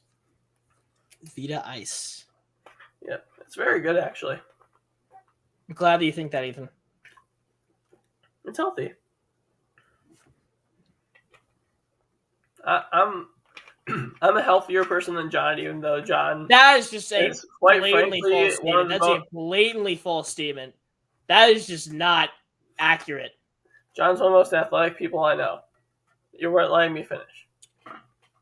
I mean, that part's true, but the eating healthy part, I don't know, man. I said being, not eating. Yes. I'm a very unhealthy person. Extremely unhealthy. Yeah, John has this abnormal caffeine addiction. He has like 5 coffees a day. You know what's funny? I had Pepsi for any caffeinated drink for the first time in like months over Christmas, and I actually had a caffeine high. It was bad. I drank like 3 Pepsis because I was playing Call of Duty on my uncle's Xbox in Colorado, and all of a sudden I couldn't feel my fingers anymore. I was like, I used to drink 100 ounces a day. I was drinking a 2-liter a day over the summer. That's disgusting. That's oh yeah. Don't no. I was working at what's it called? Panera Bread. Panera. Thank you. Yeah, it shows how much I really cared. But as much as I loved working there and I love the food there, I'm so happy I'm in school and I have a college basketball writing job. Yeah, I would rather have a writing job where I actually care than making sandwiches. Yeah, I haven't written in a while. That was my problem because like I didn't have a lot of motivation because first off, finals, I had to prep for that. then going on vacation. So my thought is, once the new year hits, I'm starting strong. I'm thinking I'll try and get 10 articles out in the first 3 weeks. We'll see if you can do that. It depends. We'll see. That's an article every other day, dude. True. Very true. You've done stuff like that before, but that's gonna be a big challenge. Yeah. Hey John, I want you to do me a favor. What's poppin', G? If Providence wins this game by more than 30, you need to get a Providence Friars logo tattooed on your back. Same goes for you, buddy. Yeah, we'll both do it if they win by 30. I'll get the world's tiniest Providence Friars. No. It's gotta be like a big one. That's why it's 30 plus. Yep. Yeah, I'm just not doing that, but that'd be cool if it happened. You're not confident? You're not confident that? No. I mean, if they win by 30, it's just not happening. But it's a fun hypothetical. Sounds like you're scared. No, I'm not scared. Actually, I'm not scared of anything because I'm just not getting a tattoo. But that's cool. Ethan already has 3 tattoos. Yeah, I got a nice big eye for Illinois. He's got the Illinois diarrhea color rush jersey tattooed on him. Yeah. But going back to the Providence game, Horkler and Watson, because they just inbounded the ball and that game's starting. I'm sure your game's probably starting up soon, or it has. But I'm just paying attention to this Providence game because it looks like it will actually end up close and not. Game hasn't started yet. Wow, that's really sad. Yep. But Providence is back up to double digits, and we're really not seeing a healthy amount of made 3-point shots. Although Providence got a nice steal on the fast break and a nice dunk in transition. John, can you dunk? No, I have dunks, but I can't dunk right now. I was gonna say I want to see you do like Michael Jordan, Zach LaVine-esque dunks. I feel like that'd be the most entertaining thing if we could get a high, even on just like an 8 or 9 foot hoop. That'd be I think I can do that on an 8 foot hoop. Well, no, I know you can't do it on a 10 foot hoop, but if I could see you doing like free throw line dunks on an 8 foot hoop, I feel like that'd be more impressive than a regular dunk on a 10 foot hoop. I feel like 8 feet from a free throw line still like is ridiculous because you need to jump 15 feet. You need to clear 15 feet, and you need to clear. Not only do you need to clear 15 feet, but you need to clear 15 feet and be high enough in the air to the point where you can still dunk it. 10 feet is abnormal, but like 8 feet is like still ridiculous. Imagine 3-point line dunk. If we ever see someone, well, keep in mind, human genetics are changing to the point where the average height is getting taller and the average athletic ability is getting higher. I don't know if the average athletic ability is getting higher. Could we eventually see someone dunking from the 3-point line? Nope, that just is not happening, like, ever. You'd have to be on an absurd amount of steroids for that to even... How would that help? Like, you get your leg muscles... Oh, yeah, actually, never mind. I don't know what I was thinking there. I was thinking, like, Mark McGwire, Sammy Sosa baseball for some reason. I'm just thinking of arms. So, yeah. You get your legs jacked. You get your hand muscles, like, an unbelievably strong amount if you don't have big enough hands to actually just, like, palm it like this. Yeah. No, you just have to work on a few core. Like, maybe work on your core a lot. Get your core jacked. Get your legs jacked. Get your hand muscles jacked. Hey, maybe. I don't John, know. Are you understanding now why, like, just looking at the stream time, why we barely do, like, more than an hour stream?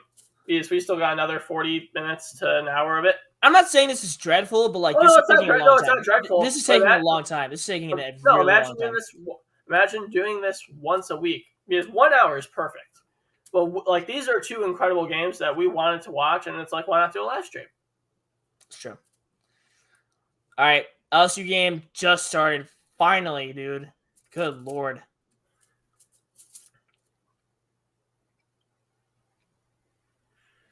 And Seton Hall's back with intent, which is nice. Hey, John, I'm just curious. What's your favorite movie series? Star Wars, Indiana Jones? I don't know. I don't know. If Space Jam 2 is good, it would have been Space Jam. But it All right, wasn't. what if I? You know, sure, we'll go Looney Tunes. What players from college basketball remind you most of each Looney Tunes character? Because this is what we're Man, doing. Ethan, that's a great question. I have no idea. Bugs Bunny. We're looking for like a cocky point guard. Andre Curbelo. Sure. Daffy Duck. Marshall Henderson. Says whatever he wants to. Gets everyone to laugh. Kind of has an unrestricted filter, though. LSU sucks. Lola Bunny. Okay, I'm sorry to cut Bruce you off. Pearl. How are you going to spot up, take a step, and then airball a three if you're Seton Hall? If you're any team, how do you airball a three? Like from the corner. If you're you're a known shooter, how are you going to airball? Who airballed? I need to go check on that, to be honest with you, because I don't know that a player by their number unless they're Illinois. Also to cut you off a little bit, there have been 21 turnovers in this game, and we're not even a minute in. We're a little bit past a minute in the second half. It's been. It was Miles Cole. It's bad. What a shot! Nice little mid-range shot. Flanagan's having a game. All right, Seton Hall. Open three for Darius Days, and he misses because he's bad at basketball. Just kidding, but they have just not been playing well. That's way too easy. Yeah. Hey, John. Xavier Pinson with another miss, dude. This is insane. This is actually insane. John, I don't think I've actually, until about the past year and a half, I don't think I've realized how much better, like, a D1 player or, like, a ranked high schooler player is better than, like, the average high school basketball player. It is, like... How much better they are than the average high school basketball player? Yeah. Like, so much. Oh, yeah, it's insane. Because, like, my high school played against a player that's going to... A team that has a Cornell commit and an Elan commit. Dropped us by 30. Like, a 6'8" shooting guard, and then a guy who might go for, if it wasn't for COVID, would have went for the state 3-point record in the career. Actually.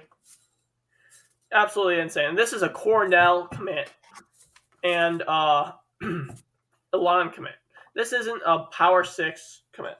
This is, as John plays with his Slinky, because he's getting bored with LSU, missing every single shot. I'm not even getting bored. I've been playing with Slinky the whole time. But this is got to be one of the lowest scoring games I've seen in a while. Total score is 56 points. Hey, quick thing about Jabari Smith real quickly. Father played at LSU from 1998 to 2000. That means he had his kid really early. And he's a cousin of Kwame Brown. The more you know, baby. Whoa, that's a really early father. Whoa. That means he had his kid. The lowest scoring NCAA tournament game was 46 points total. Is that the NC State game? What? Is that the NC State game? No. Pittsburgh, North Carolina. When? The 50s? I'm trying to figure that out myself. I think 1941. Yeah, I'm not too surprised considering the fact they all shot with two hands, and if I was in the NBA then, I would have averaged 50, but... You heard that first year. 5'11" and a half John would average 50. That's about 5'11" and a half. It's just not accurate. But 6'1" John would average 50 in the NBA. He would pull Wilt Chamberlain in the NBA. No, actually, I'm kind of joking, obviously, but obviously, at the same time, the rules of the game of basketball were a lot different back then. So when people who are kind of ignorant are like, yeah, I would average 50. No, you wouldn't, because you couldn't dribble as freely as you could now. You couldn't do a lot of the things you can do now in that NBA. So I think when people say that, they don't really know. That's okay. That's a foul.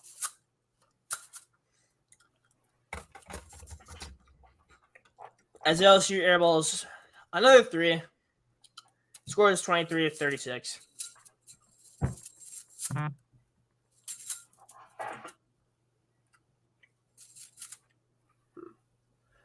I'm just thinking about, like, right now, Bronny James is a top 30 high school player of his class, correct? Think so. Top 30. Like, this thought just popped into my head. How much of that is his dad's name, would you say? Some. I think he'd be maybe top 100 if he wasn't his dad, because he's still a good player. Maybe top 100. Maybe. Well, he's still a phenomenal player. Of course, he has his dad's genes. That's going to help him out a lot, but you got to admit, I mean, I get he was a freshman, but he wasn't getting much playing time. This year, he's playing. It's just he's playing with 5 stars of older, which means he's not going to be the focus player. Next year, he's going to be a senior. Next year, Bronny James is the focus player on Sierra Canyon. He's playing with Amari Bailey from Chicago. And Amari Bailey He's actually from Chicago. I didn't even know that. Yeah. He's been going to Sierra Canyon forever, though. Well, right. Because, I'm sorry, unless you are test into, like, the Simeon, the whatever, or make sure, because Chicago Public High Schools, they have some where you have to test in, or you just happen to be the best basketball player in your 8th grade. This is obviously just rumors, but you can assume they helped you out because you're a great basketball player. And you get to go to Simeon or Kenwood or wherever you want to go.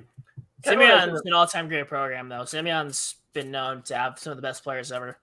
Well, right. Derrick Rose, Jabari Parker. Ben Wilson, rest in peace. Jabari Parker. My Lord. Yeah, I know. I can tell you're Flanagan's going ballistic. I know. I feel so bad. You got to watch that game. I'm watching a game that, although it's a 10-point game, it's still semi-close. Providence has the opportunity to close it out, like, soon, but Katie Johnson with a great pass. Flanagan with a great shot.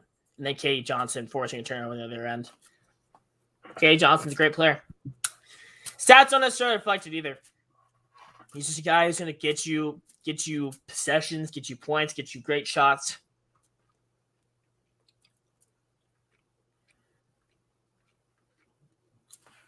I love how Furman's just straight up murdering Sanford. Like, it was, like, expected, but it's just there. Like, just scrolling through these games, it's funny to me.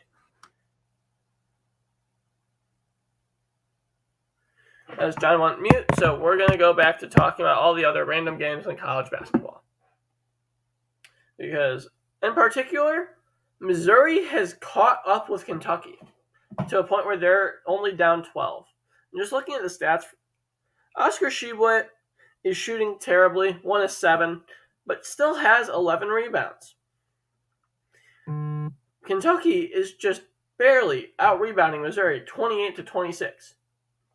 And this is some huge props to Missouri because they don't have a single player that's, like, going off for them. They're just playing team ball, spreading the points out near evenly. It's their bench, which is helping them a lot. Dugerton, DeGray, Davis, and Coleman are all playing out of their minds off the bench. And speaking of Alon earlier, they are up 57-42 on Northeastern. They're doing great. And then as for the Seton Hall Providence game, it's 45-34. For the Friars, still Horschler and Watson are their leading scorers, which they will be 10 the game as well. And for the Pirates, Jackson is their leading scorer with Richmond with 7. Because we are seeing Roden shoot 3 of 8, not the worst in the world, but we're seeing Bryce Aiken shoot 1 of 7. Not looking pretty. Not looking pretty. For correct. I'm back. And that's why I said not looking pretty. Anyways, Gardner-Webb is up on Georgia by 21. Georgia sucks at basketball. To be fair, if you're a top recruit in Georgia, are you going to try and lead your team to victory? Or are you going to try and go to a place where you know that coach has connections? That's why you establish a program there. There's Well, tons of good players in Georgia. well, right, but Tons. right now, how do you establish a program right now? Please tell me. You start recruiting local kids. Bro, they're horrible. Like, there's so many things you can do to start a local program that's not this All bad. right, well, tell me right now. If you're athletic director of Georgia, what are you doing? Getting a new coach. What? Like, unless it's their coach. This is a first year new coach, I believe. Okay.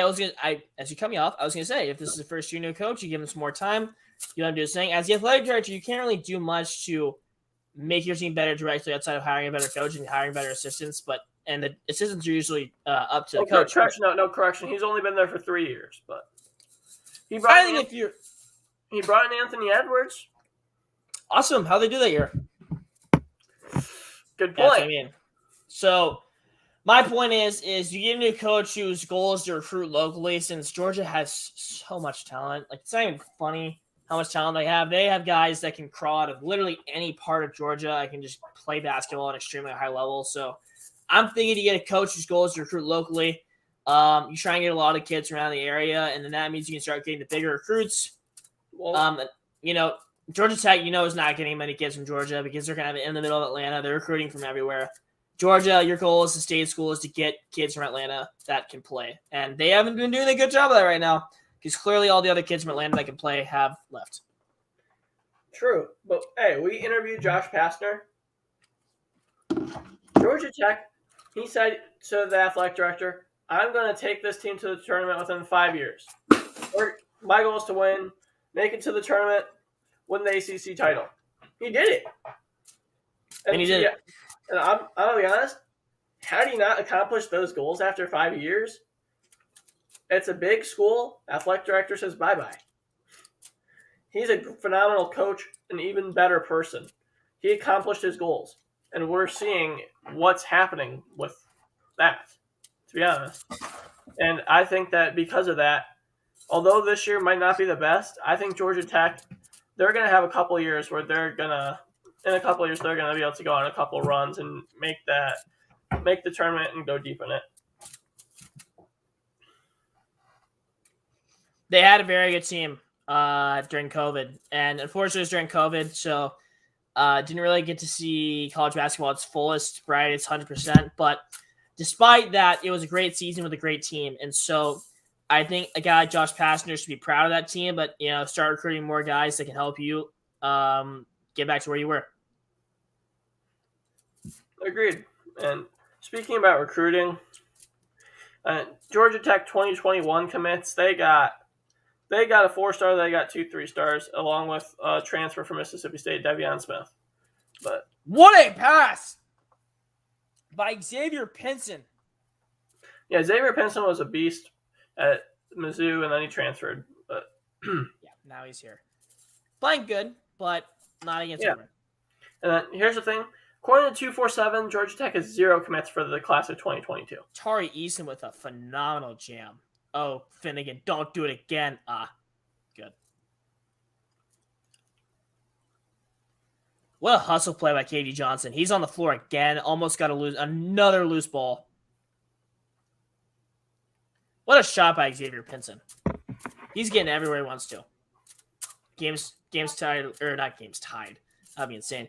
Auburn led by 11 now. That's 4 quick points from Xavier Pinson and 2 bad shots from Auburn. He's 2 of 7 from the field, but he's gotten to the free throw line quite a bit. He shot 8 free throws tonight. What a tough finish. That was ridiculous. That was a tough finish. Green with another good finish. John, if you had to predict right now, who's going to be the Cinderella school this year? Who's going to be, maybe not necessarily, obviously we don't always have one, but who's going to be that one upset that everyone starts to love right away? What team do you think can do it? Oh, that's such a tough call. I don't have an idea for you. Being completely honest, I don't have an idea. I think a few teams who have a potential of maybe doing it, maybe, are Arkansas State, Belmont.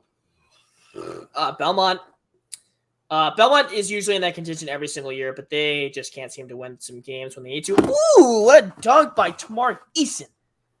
Putting a jam in. Sorry. To be honest, I'm not too visually aware of it right now. But I think there is high capability for teams to make a deep run, considering the fact that, we're seeing a ridiculous amount of upsets this year, particularly in the beginning of the season, and still, there's been countless games where, okay, we got a team right here, Power 6 team, should easily beat this team. Nope. And it's happened to some really good teams, too. And teams have been close with teams they should not have been close with. I mean, this year's going to have a lot of upsets, I feel like. But I don't know from who.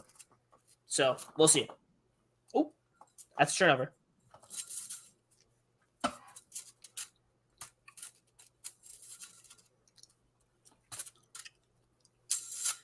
Efton Reed's in the game with 4 fouls, and there's 13 minutes left. Xavier Pinson to the rim again. He is playing like a player. That was not the right way to say it. He is playing like a bona fide NBA player right now. He is getting to the rack at will. Oh, my Lord, what a pass. To be fair, if you're LSU, you got to keep him in the game. If he fouls out, he fouls out. But if you're going to have him... And I think Efton Reed's fouled out. Nope. No, he didn't. If he fouls out, he fouls out. Like, you're at the point where it's not like that, bro. That's not like that, bro. Like, he's a really good defensive player. It's not if he fouls out, he fouls out thing. It's like a... Well, right, but at the same time, look at how it is right now. You're down. You need your best players on the court.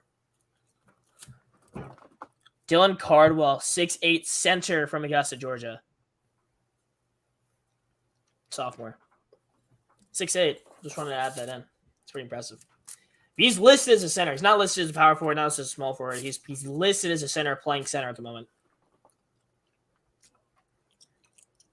Can't shoot free throws, though. Probably. Oh! LSU cutting it in. Xavier Pinson's going off. Cut the lead down to 9. Seton Hall got it with an 8, so both of these games look like they have potential to get better. It's really just the team that's on the losing end needs to make a run.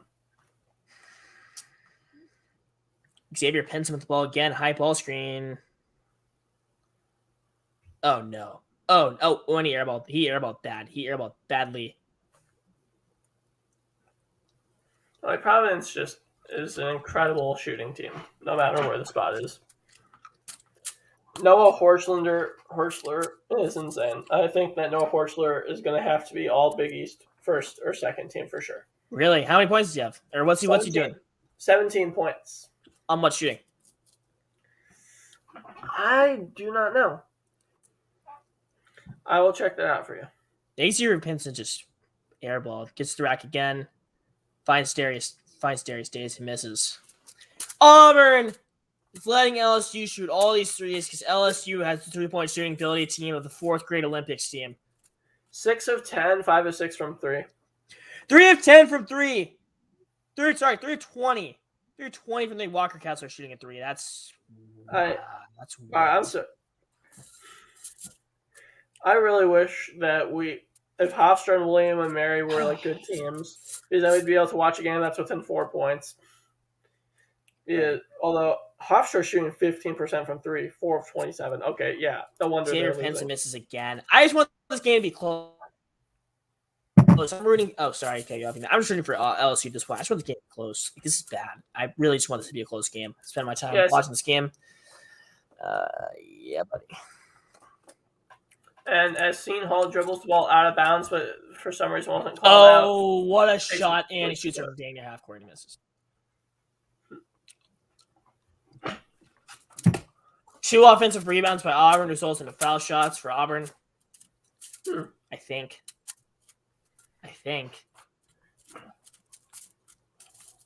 Walker Kessler draining that 3 was huge.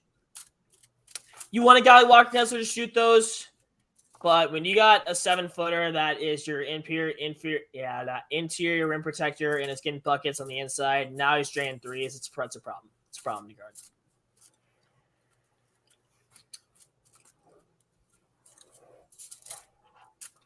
Five-star committed to North Carolina. Didn't like it in Chapel Hill after Williams left. Booked it. Headed to Auburn. He's a junior. No, I think he's a sophomore. He's a sophomore. He's a sophomore.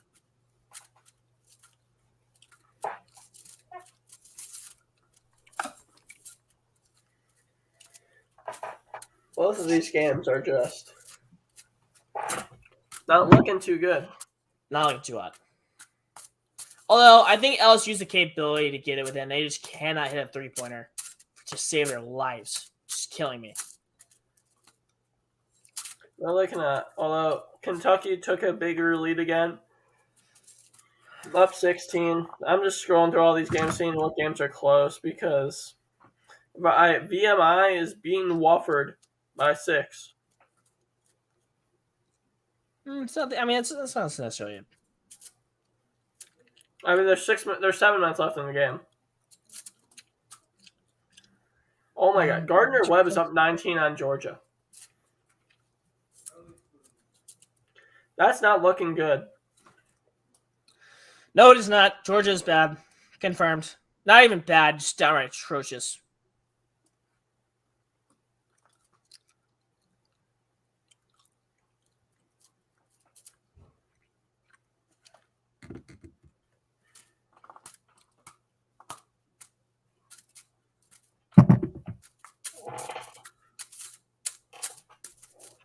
You got the score in the Hofstra game? 51-54, but they're shooting another free throw. Hofstra is at least. So it's not winning or losing. Losing. But how much again, if you're shooting 4 of 27 from 3, you're gonna lose. They just made like 5 more of those shots. They're in heaven. They're like, you know what? We're shooting not great, but we're still winning. Fine. If they don't turn it around, 6 minutes left. Look, I wish we could put this game on. It's on Flow Sports. Do you have Flow Sports? No one knows, dude. Flow Sports? Yeah.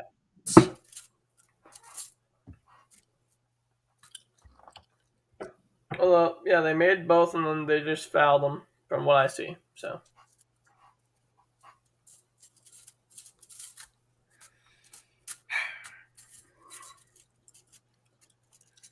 I hope LSU wins. It's not looking like it at all, but I hope they do. That would be a fun. If LSU comes back to do it, that'd be. Yeah. Man. I just want it to be close.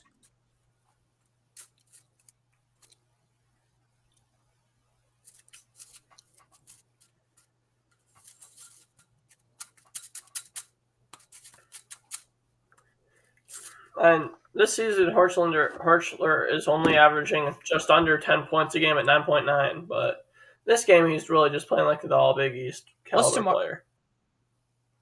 What day of the week is tomorrow? Tomorrow is Thursday. What day of the week is tomorrow? Thursday. And so I guess this is our stream of the week. This is our stream of the week for this week, by the way. No, we're doing one tomorrow. It's just going to be one of our... I literally can't. Well, it's here. No, I'm still doing one. One of our... Oh, yeah, okay. Well, okay, correction. I won't be here for the stream tomorrow. I will be in a place where the Wi-Fi is so bad that, like, I don't know if I could stream, like, a game of, like, Flappy Bird. Flappy Bird takes Wi-Fi? Oh, It doesn't. That's the thing. It doesn't take Wi-Fi. UCF is only John. UCF tomorrow is only 3.5 point dogs under Michigan. That's because Michigan sucks at basketball. But yeah, Michigan sucks. So I'm honestly not surprised. Oh, what a shot. This year they're just not performing.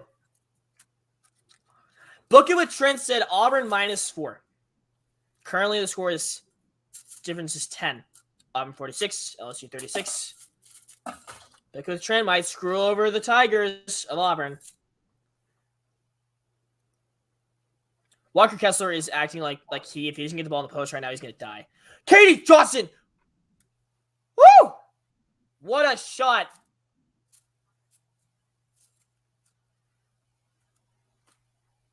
LSU down by 12. Xavier Pinson, ISOing. Ball's in the left wing. Yeah, sorry for commentating a little bit, but this game is just really interesting to me. Walker Kessler, I think with a stick. Walker Kessler with his 6th block of the game. Pretty impressive. Very impressive. Sorry, I should have my phone over here.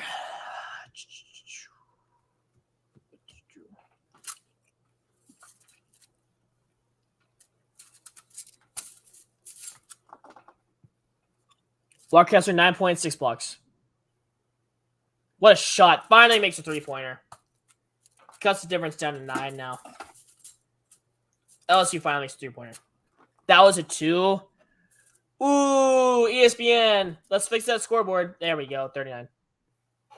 Yeah, yes, but some of the scoreboards I've noticed, the people that are controlling the TV ones have screwed up a fair bit this year. Would you agree?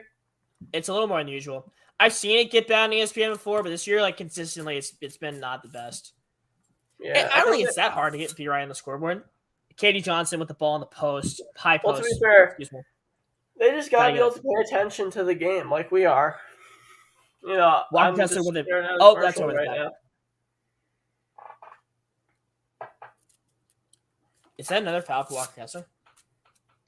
Or is that a foul on? I can't tell. Bruce Pearl's angry. That means it's a bad call for Auburn. Score difference now is 9. Hopefully LSU can get this game going. Are we looking at an offensive foul? Are we looking at a defensive foul on LSU? That's a tragedy. Oh, never mind. Okay, never mind. Could have had Efton Reed there. Xavier Pinson is playing out of his mind. Now, to be fair, in the first half, didn't really shoot too well, but he has Walker Kessler on him. Oh, it's game time. Oh, whoa. Why don't you give him the ball? That's a charge. None other than KD Johnson taking a charge for the Tigers.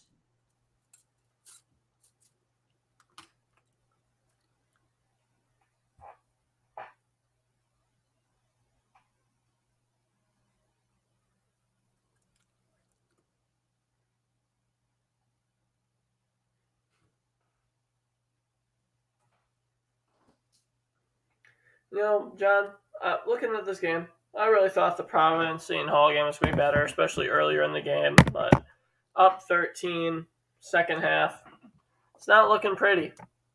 No. Xavier Pence is still in the game with 9 fouls, though. 9 fouls. 4 fouls with 9 minutes left.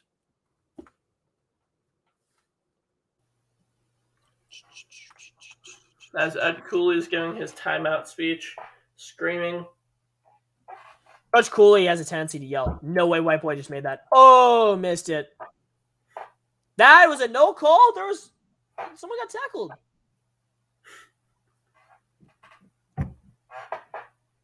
That's just a horrible 3-point attempt. Oh! Wait, no foul call? As you guys can see, John's eyes are very beady. This is a football game. This is a football game. What am I watching? That was like. Well, to be fair, this is an SEC. This is an SEC sport. That's true. Everything revolves around football in the South, but that was so weird. How bad was it? I've seen worse than AAU, so it can always get worse. How much do you think AAU refs make? It depends on the tournament, right? What? Definitely depends on the tournament.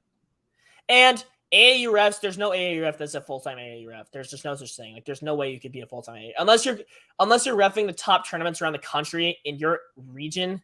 You know what I mean? Like, let's say you're a ref in New York, right? And you're reffing the kids with you're reffing kids who are like the best kids in the country, and you got all these like giant New York tournaments, right? What a stupid play by that point guard. He just can't. He's getting locked. That's a foul call. What are we doing here, boys? Come on, refs.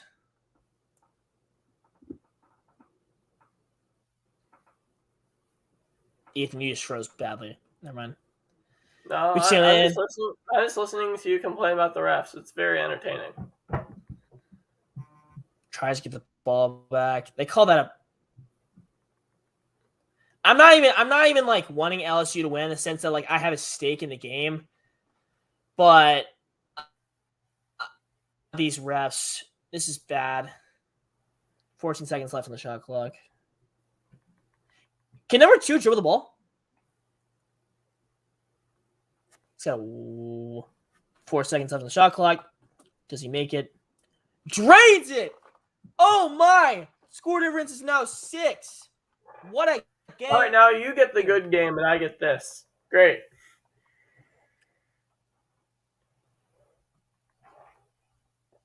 Jabari Smith gives it out to the point guard.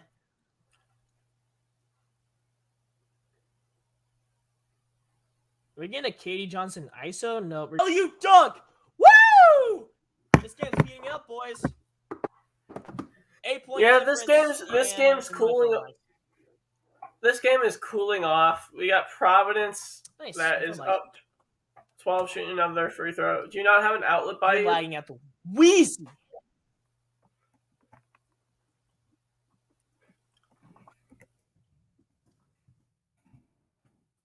Why is my Wi-Fi shut? All right, as John's Wi-Fi lags harder than any shot taken by a big man in the 1980s, Seton Hall gets back within 10 of Providence. The fact that they're 7 minutes underrated reaction. Thank you. Jared Roden has just 10 points in this game so far with 6 minutes left.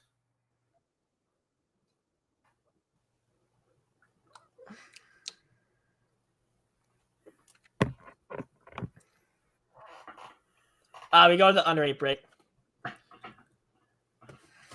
What a game so far. What a game. And Jared Roden has 4 fouls already. Yeah, no, I'm telling you, dude. Providence locks up guards. I think the only way you can beat them is if you go through your bigs, and not a lot of teams have a staple big man now. Like they played Illinois, be a serious problem. Yeah, John, your Wi-Fi is lagging out hard. It's fine now. I think it just went through a mega lag spike. Yeah.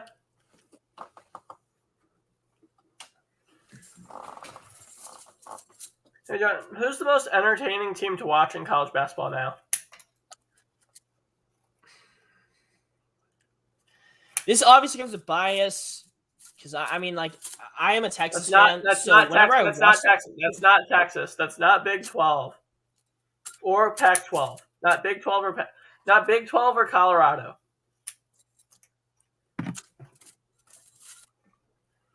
Duke's up there.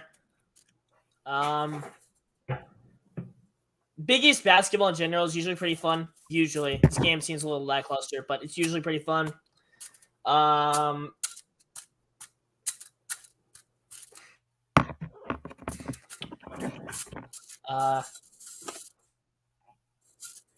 I would say teams that like a team like Memphis, they're fun to watch. They're sloppy, like no one's business, but they're fun to watch. You're either a team with an absurd amount of talent, or you're a highly athletic team. Like, because they have Lester Quiones, they have Jalen Duran and Moni Bates. Penny Hardaway is their coach, so they play essentially like an AAU team with like a bunch of like freak athletes. So I think it's them probably. Those teams I just listed off. I'm probably missing some others. Kansas, I know they're in the Big 12, but they're always really fun to watch. Especially this year, Ochai Agbaji. I know I pronounced that wrong, but he's top 5 in points. He's going to be a lottery pick himself, probably. Oh, he's lethal. Here's the thing: Kansas always has a good player on the team. Now you got guys like Perry Ellis who stayed there for my whole childhood. You got Ochai Agbaji, you Frank Mason. Joel Embiid was there, obviously. I mean, they always have a guy on their team who's really fun to watch. And Bill Self, I don't know how he does it, but he manages to get kids to come to Lawrence like no one's business. I don't know how he does it either, because when you really sit down and think about it, why are you going to Kansas? I mean, you're going to Kansas because Bill Self and the program's history, like what it can do. I'm just saying what a horrible thought. The state of Kansas. Not Bill Self, not basketball, but the state of Kansas. And this is no disrespect from Kansas, but you have unanimously. Actually, I can't even say that because I've never been. And I'm sure you can find fun things to do in every state. But your state is known for being abnormally boring. So Sorry, but I've heard Lawrence is a pretty fun college town. Also, if anyone cares about that, but yeah, I know someone who goes to school up there, and he seems to like it. But I don't know. All right. I don't know how he does it. Now, to be fair, Kansas also has the inventor of basketball as the first head coach in their school's history. They also have Bill Self as a coach. They also have Roy Williams as a coach. They also have playing national championships. They have one of the greatest players of all time as their most famous alumni of the school. They have countless of first-round draft picks. Not to mention the ones, actually, not even mentioning the players like Ben McLemore that was there, who was phenomenal there and did nothing in the NBA. The point is that Kansas manages to get dudes. I think Lawrence is a pretty fun place, and they have a storied history. As Jabari Smith misses a free throw because he's not clutch. I don't want Auburn to sell this game either because they kind of deserve to win with how bad LSU's been playing. Because good lord, they can't. Oh no! If LSU wins that game, it's all because Auburn choked it. What a awful foul call! Not a foul call. What an awful foul! Did not need to reach on that. How are we looking at the Seton Hall game? 59-50, 4:44 left. Providence up, and Providence. And my phone lags again. Let's go.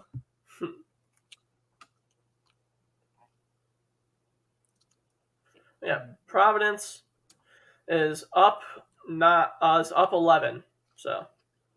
Do we get a score of the Hofstra game? Oh yeah, you want to hear about that? 59 all, 49 seconds left. It looks like Hofstra calls timeout. 44 seconds left, tied at 59. LSU gets a buck, of course, while I'm not watching because my phone sucks. Rather than my Wi-Fi. Walker Kessler gets pinned by Darius Days. And then just after these games tonight, I know you're going to your little pickup game with your friends, but we still got Alabama playing tonight against Tennessee. I mean, I love watching college basketball, but I've also been doing this for dang near the whole day. Is there ever such thing as too much college basketball, John? Honestly, like during March Madness, I could sit there and watch those games for hours, days, months. All right, well, John glitches out. When you get in the bunker with the boys, Hicks, what? All right, so while John glitches out, yeah, I know you're still alive, John. I just can't hear your voice. So I'm gonna assume what you're probably trying to say is when you're just hanging out with your friends, watching the games, it's a lot of fun, and you're just sitting there for a solid 6 hours, eating pizza, eating wings, whatever you're doing.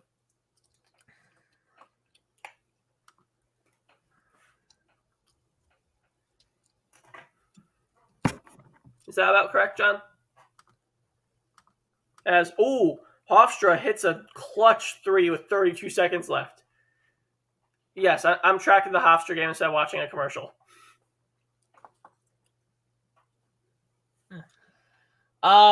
Ethan, can you hear me? Yes, I can, John. Your Wi-Fi. Hey, buddy. And while John fixed his Wi-Fi finally, Hofstra has taken the lead. We're at a commercial where Providence is up. And I'm assuming Auburn's still up, John? Why would you throw the ball at his knees? What are you doing, Xavier Benson? Oh, no, you did not. Walker Kessler and one. Boom! All right.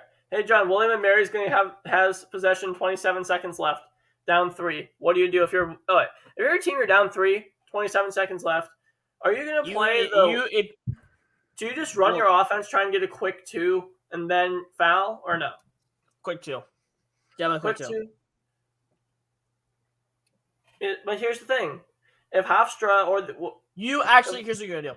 You want to get the best shot possible.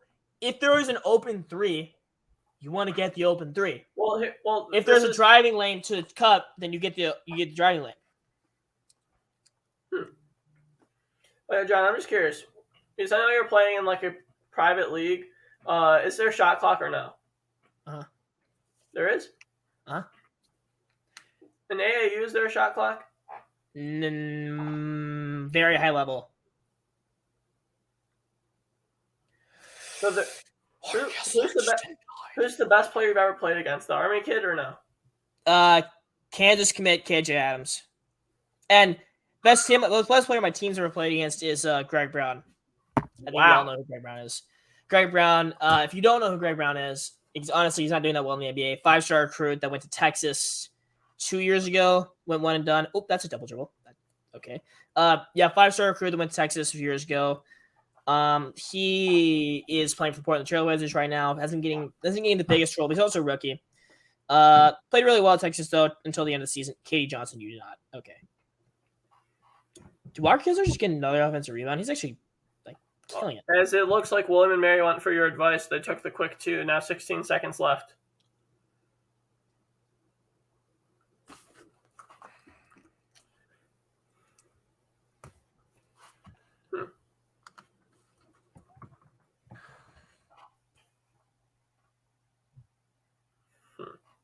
As the stream hit the 2-hour mark, I know no one's been with us the entire time. I'm pretty sure people are just skipping around when you watch the playback of this. Thank you for watching. We appreciate it. Subscribe, We hit the like button. As Providence just took another 10-point lead, Providence should run away with this in the final 3 minutes unless Seton Hall comes up with something as they get a nice, easy bucket in the paint. This should be a couple easy ones here.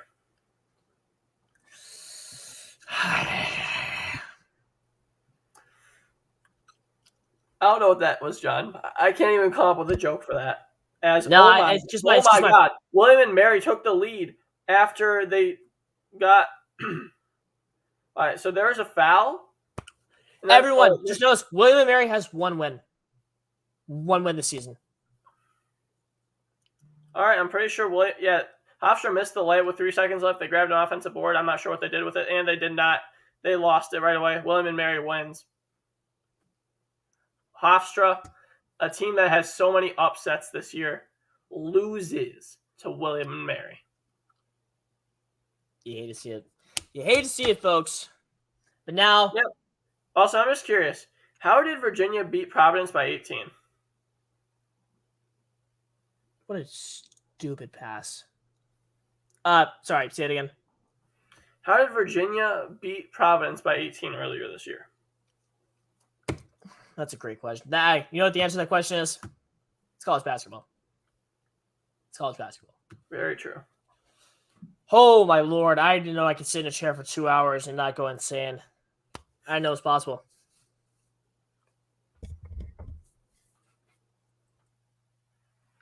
You'd think that you'd be able to handle it.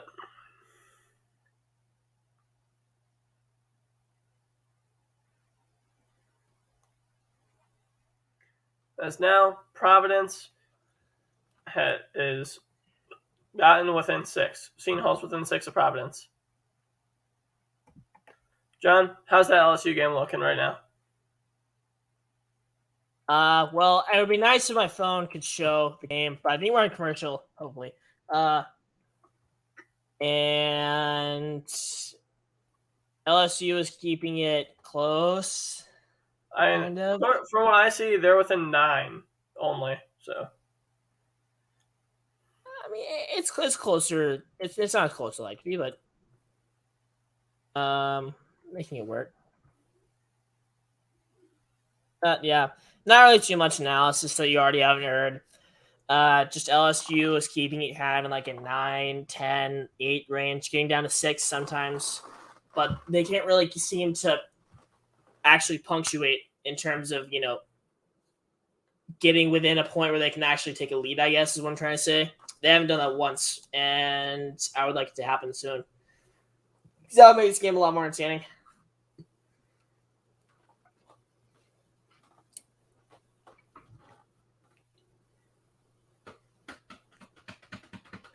I mean, my game's in the final minute. I don't know how your game, which started so much earlier than mine, is taking. No. Your game started probably the same time as mine, but just for the sake of showing up on your phone, I think it showed up later. True. And hey, it's 8:04 for us. 53 seconds left in mine. I think it's 4 minutes left in yours. So, and now Providence, Seton Hall needs to make a 3 here, because if we're being honest, a quick 2 is not going to do much. If they can make a 3, get it within 1 basket, and force Providence to do something stupid.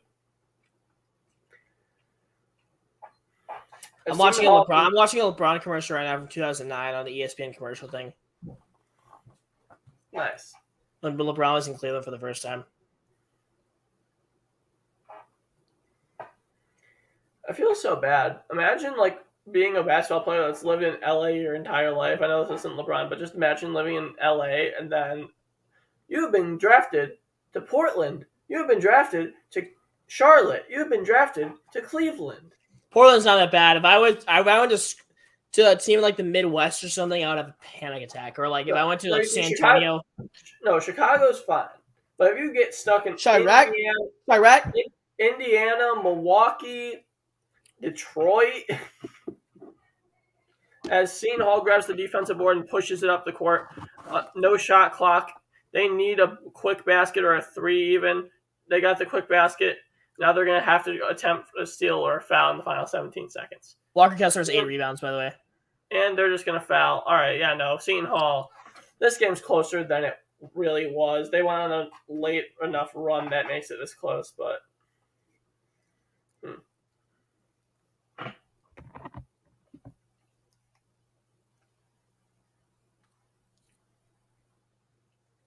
Walker Kessler has 9 blocks. 9.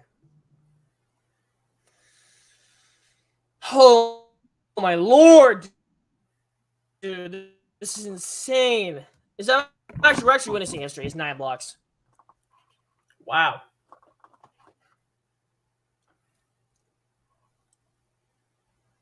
All right, and Providence having their and 1. That's my gum just fell in my mouth. My gum just fell in my mouth.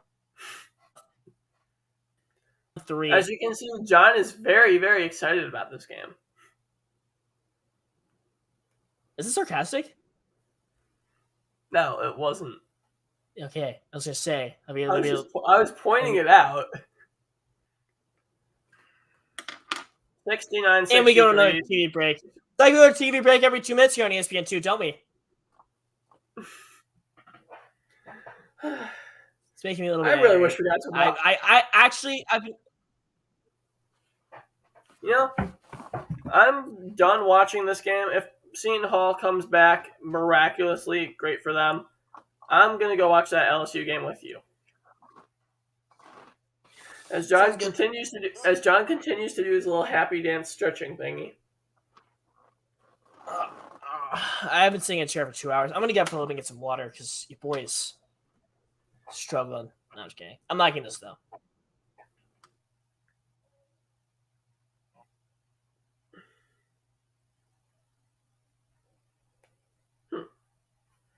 And then, since John's doing whatever the hell he's doing at this point, when I don't have a game on, I get to go on Bleacher Report and figure out what to talk about. Thank you, John. But I'm just thinking, looking at this game, it's completely over. Right now, there's a few other games that Texas A&M Central Arkansas is within 1 point of each other, but it's not looking too hot right now in college basketball until that Alabama game is going to start.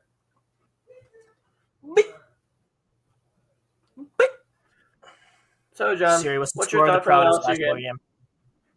What? Providence is ahead of Seton Hall, 68-63, with less than a minute remaining in the second half. Yeah. No, Providence won it. Providence 100% won it. Did Hofstra confirm lose? Yeah. Nice.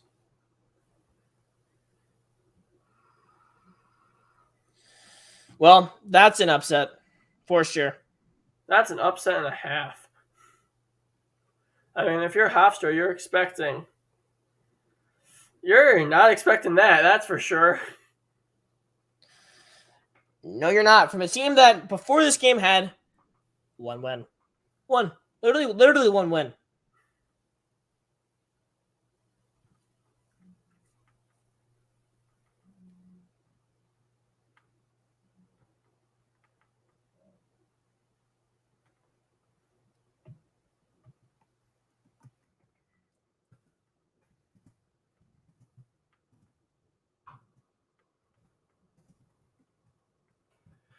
But, that's a good game for him.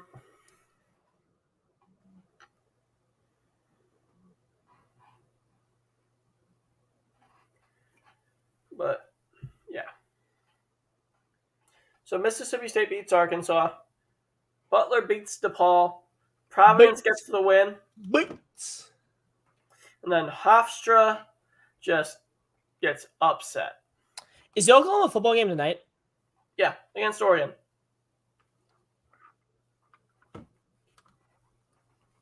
Why do you ask?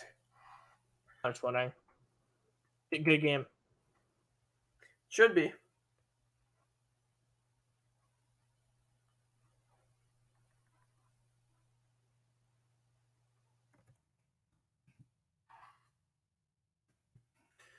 So, John, if you're looking at this from the standpoint of LSU, what are you going to take from this game? LSU needs to work on some shooting badly. They need to get in front of the gun pretty badly.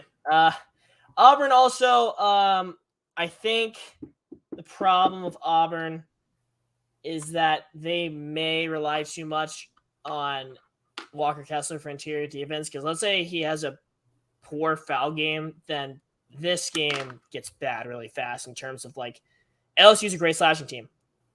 And obviously Walker Kessler's great at his job protecting the rim. But at the same time, you can't rely on one dude to do all of it. And he fouls out, or he's in foul trouble, or he's injured, God forbid, then, things get tough. Now Auburn has entered the shooting free throws phase. Unless LSU can string together a few buckets, then this is going to get bad. Yeah. John, with there being this much time left, once we get down to the 2-minute mark, if Auburn's absolutely killing LSU, I think we're done. I think we're going to give it another couple minutes of actual time and another minute of game time. Ricky Rubio done for the season towards ACL. I don't know if anybody cares or is still watching, but that's unfortunate. Yeah. Feel bad for Ricky Rubio. But yeah, just a few minutes. We're ending the stream a bit early because this is not a good game. We know what's going to happen. It's that simple.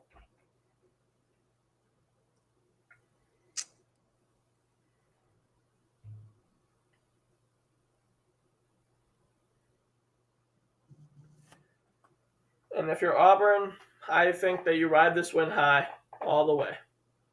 That's a really long two that missed. About the worst shot you could have taken. It's okay, though.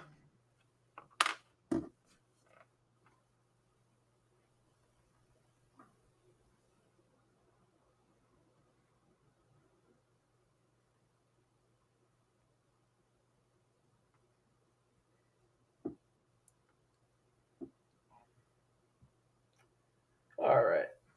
And you know what, John? At this point in the game, up 14, I think we got to sign off. That's fair. It's fair. Yes, guys, it's been really fun. We've had a few fun moments. Ethan's roasted me a few times. I've roasted him a few times. Got to watch some really cool college basketball, which is the most important part, as Jabari Smith hits the dagger 3 to win. They're up by 17 now. I think it's time we shut this thing off. Book it with Trent, you did win. You got us this time, book it with Trent. But, yeah, on another LSU turnover. Make sure you check out at ATR Madness, which is our Twitter. Check out our YouTube, Creating Madness. And we're signing off. See you later.